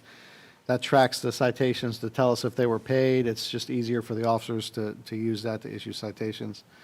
The rental licensing module is live, and I'll let code enforcement talk about that. This, like Vito said, the stop sign camera enforcement contract has been signed by the town attorney. We're waiting for the county council to approve that, and then we'll get that moving. We have 2 new marked patrol vehicles that were received, and they've been issued out. We're getting 2 more that are coming in this week or next week, and then we're getting 2 more that are coming in next month.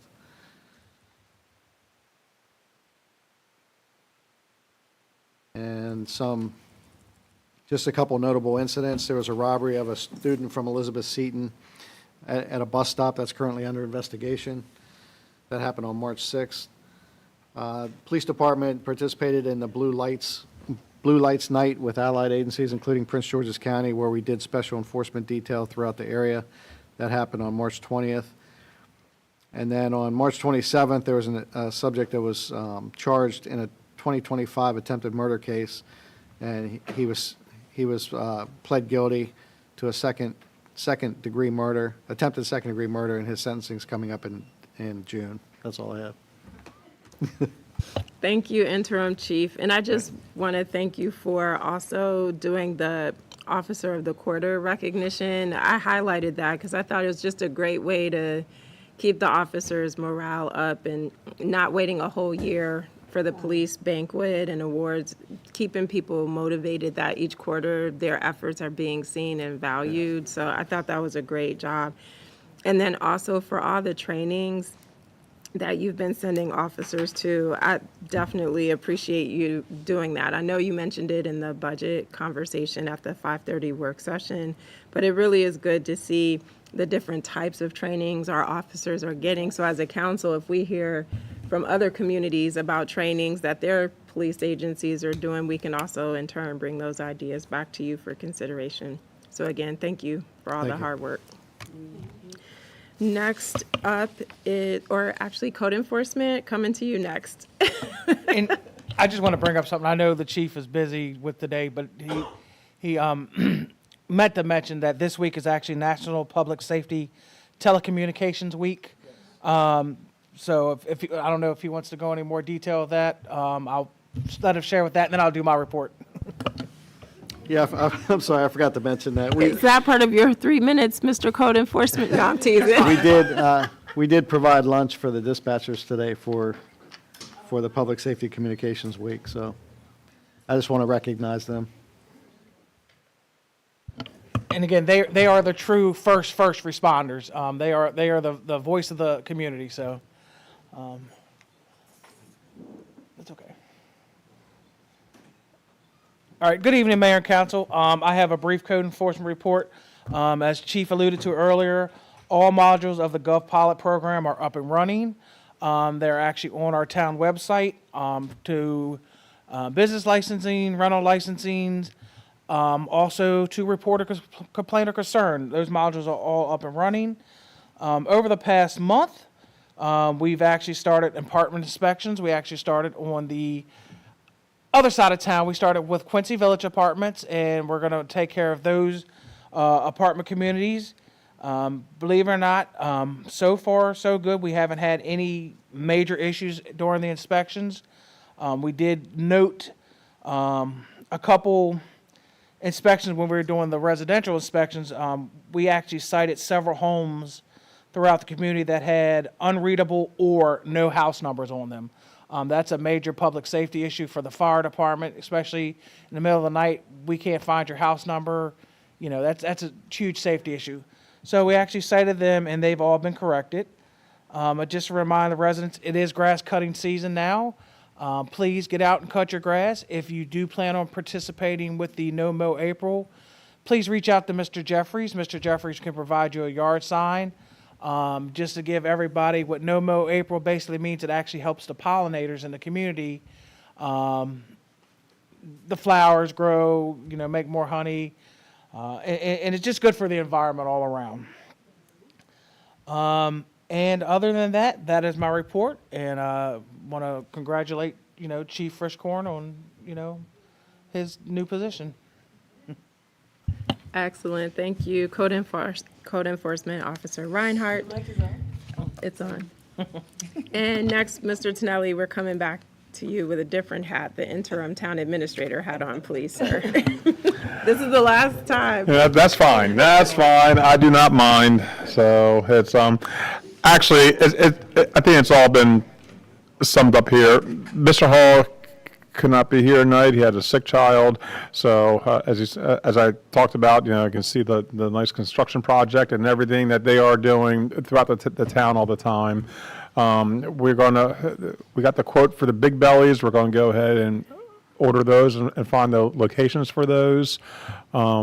Congratulations, Acting Chief Frischkorn. Great choice. I'm glad he's here.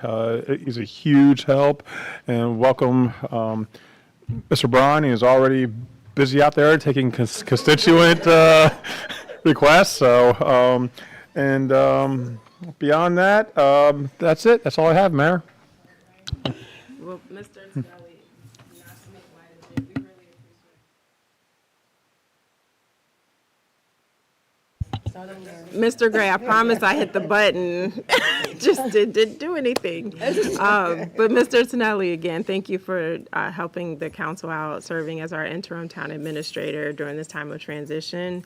You have an overflowing plate with this budget and everything else that's under your purview. So we really, as a council, appreciate you helping us out and just being the captain for the staff to keep things moving. I don't mind. I appreciate it. Thank you. Thank you. And then interim chief, is more of a question based on your note about the telecommunications week. Council, if you all are up to it, perhaps we could provide lunch for the dispatchers this week. You know, one day, ask Vito to do that, just as a thank you, because again, these women who take those calls and have to sort through the hysteria to get the facts of what is happening and then get those facts over to the officers is such a stressful job on top of the other things that they have to do.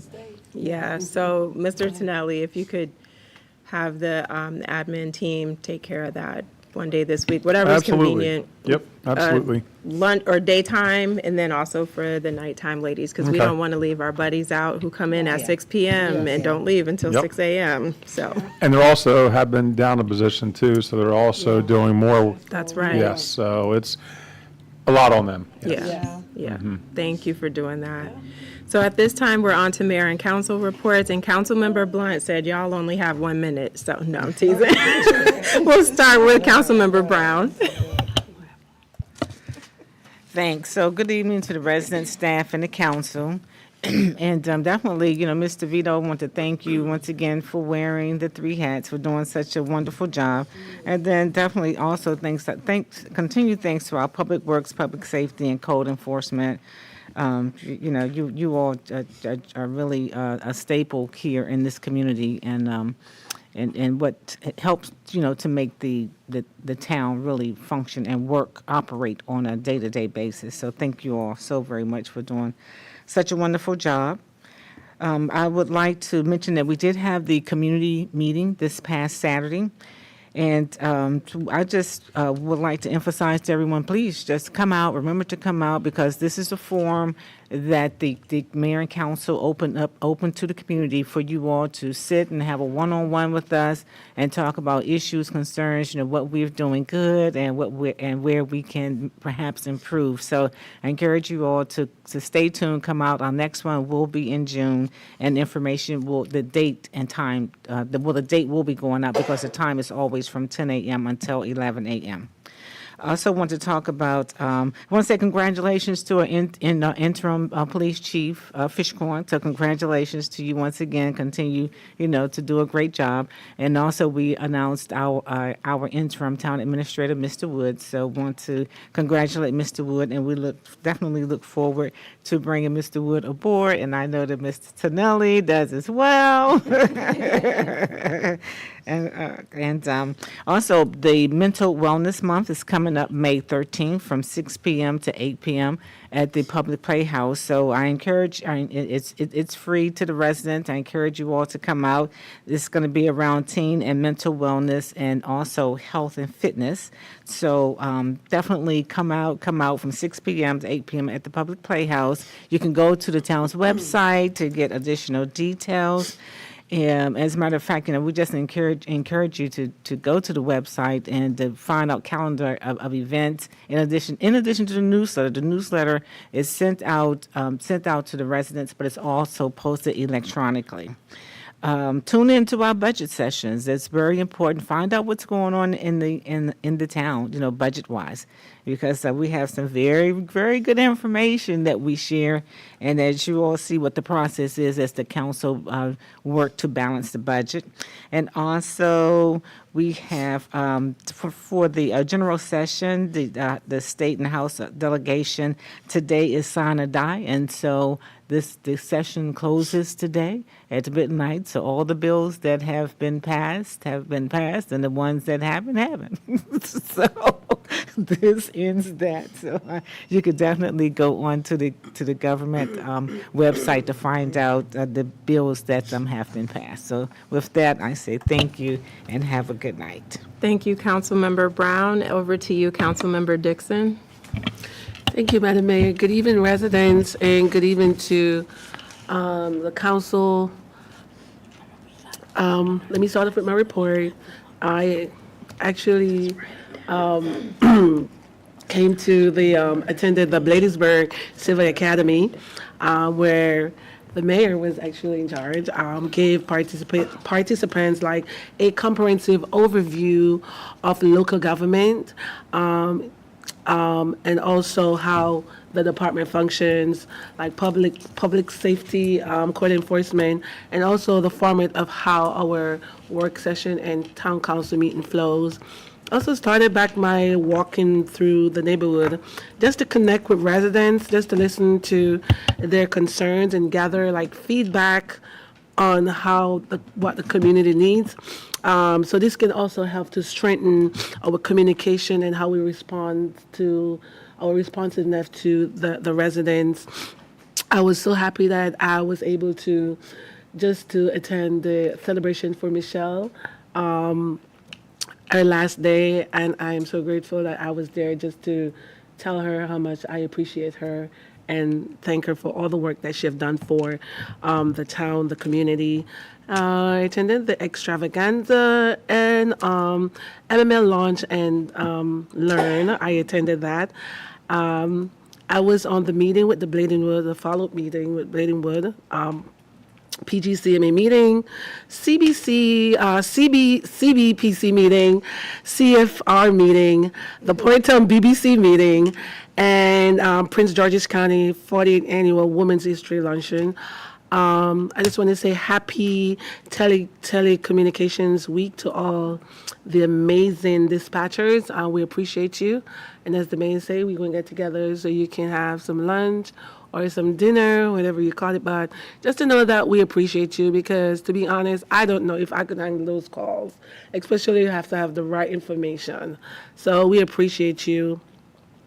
A reminder to our resident, this coming Saturday is going to be our community Bladensburg Health Fair, and we're looking forward to seeing the residents just to come out and be a part of this health fair. Not only that, there will be free health screening. You can get your lab work checked.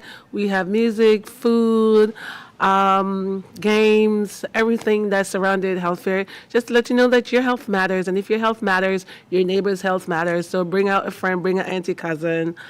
I want to say thank you to Mr. Ray Jeffrey, who have put like 100% into getting this health fair together. Ray, Mayor, he has done such a great job. I appreciate him. Congratulations again to our interim chief. I appreciate you. And also, okay, my time is up. Thank you. Thank you, Councilmember. Sorry, my mic was not on, Mr. Gray. Thank you, Councilmember Dixon. Next, we'll go to Ward 2 with Councilmember McBride. Good evening, everyone. Of course, my memo will be a lot shorter. I love my council members. I was able to attend the District 47A senior luncheon, breakfast. And I would like to say there was great participation. I was glad to see so many seniors come out and participate. And I attended our PGCMA meeting. And I also attended the event Saturday for New Carrollton for their day. And it's good to see my fellow council members and mayors and find out, what's going on with them. I'm thoroughly happy for my position. I would like to say happy Telecommunications Day. I'm getting tongue-tied. To our telecommunications people for our dispatch. Thank you for all you do. I truly appreciate you. And just know that you're needed, you're cared about, and we appreciate you. Thank you. Thank you, Councilmember McBride. We'll come over to you, Councilmember Blunt. Sorry.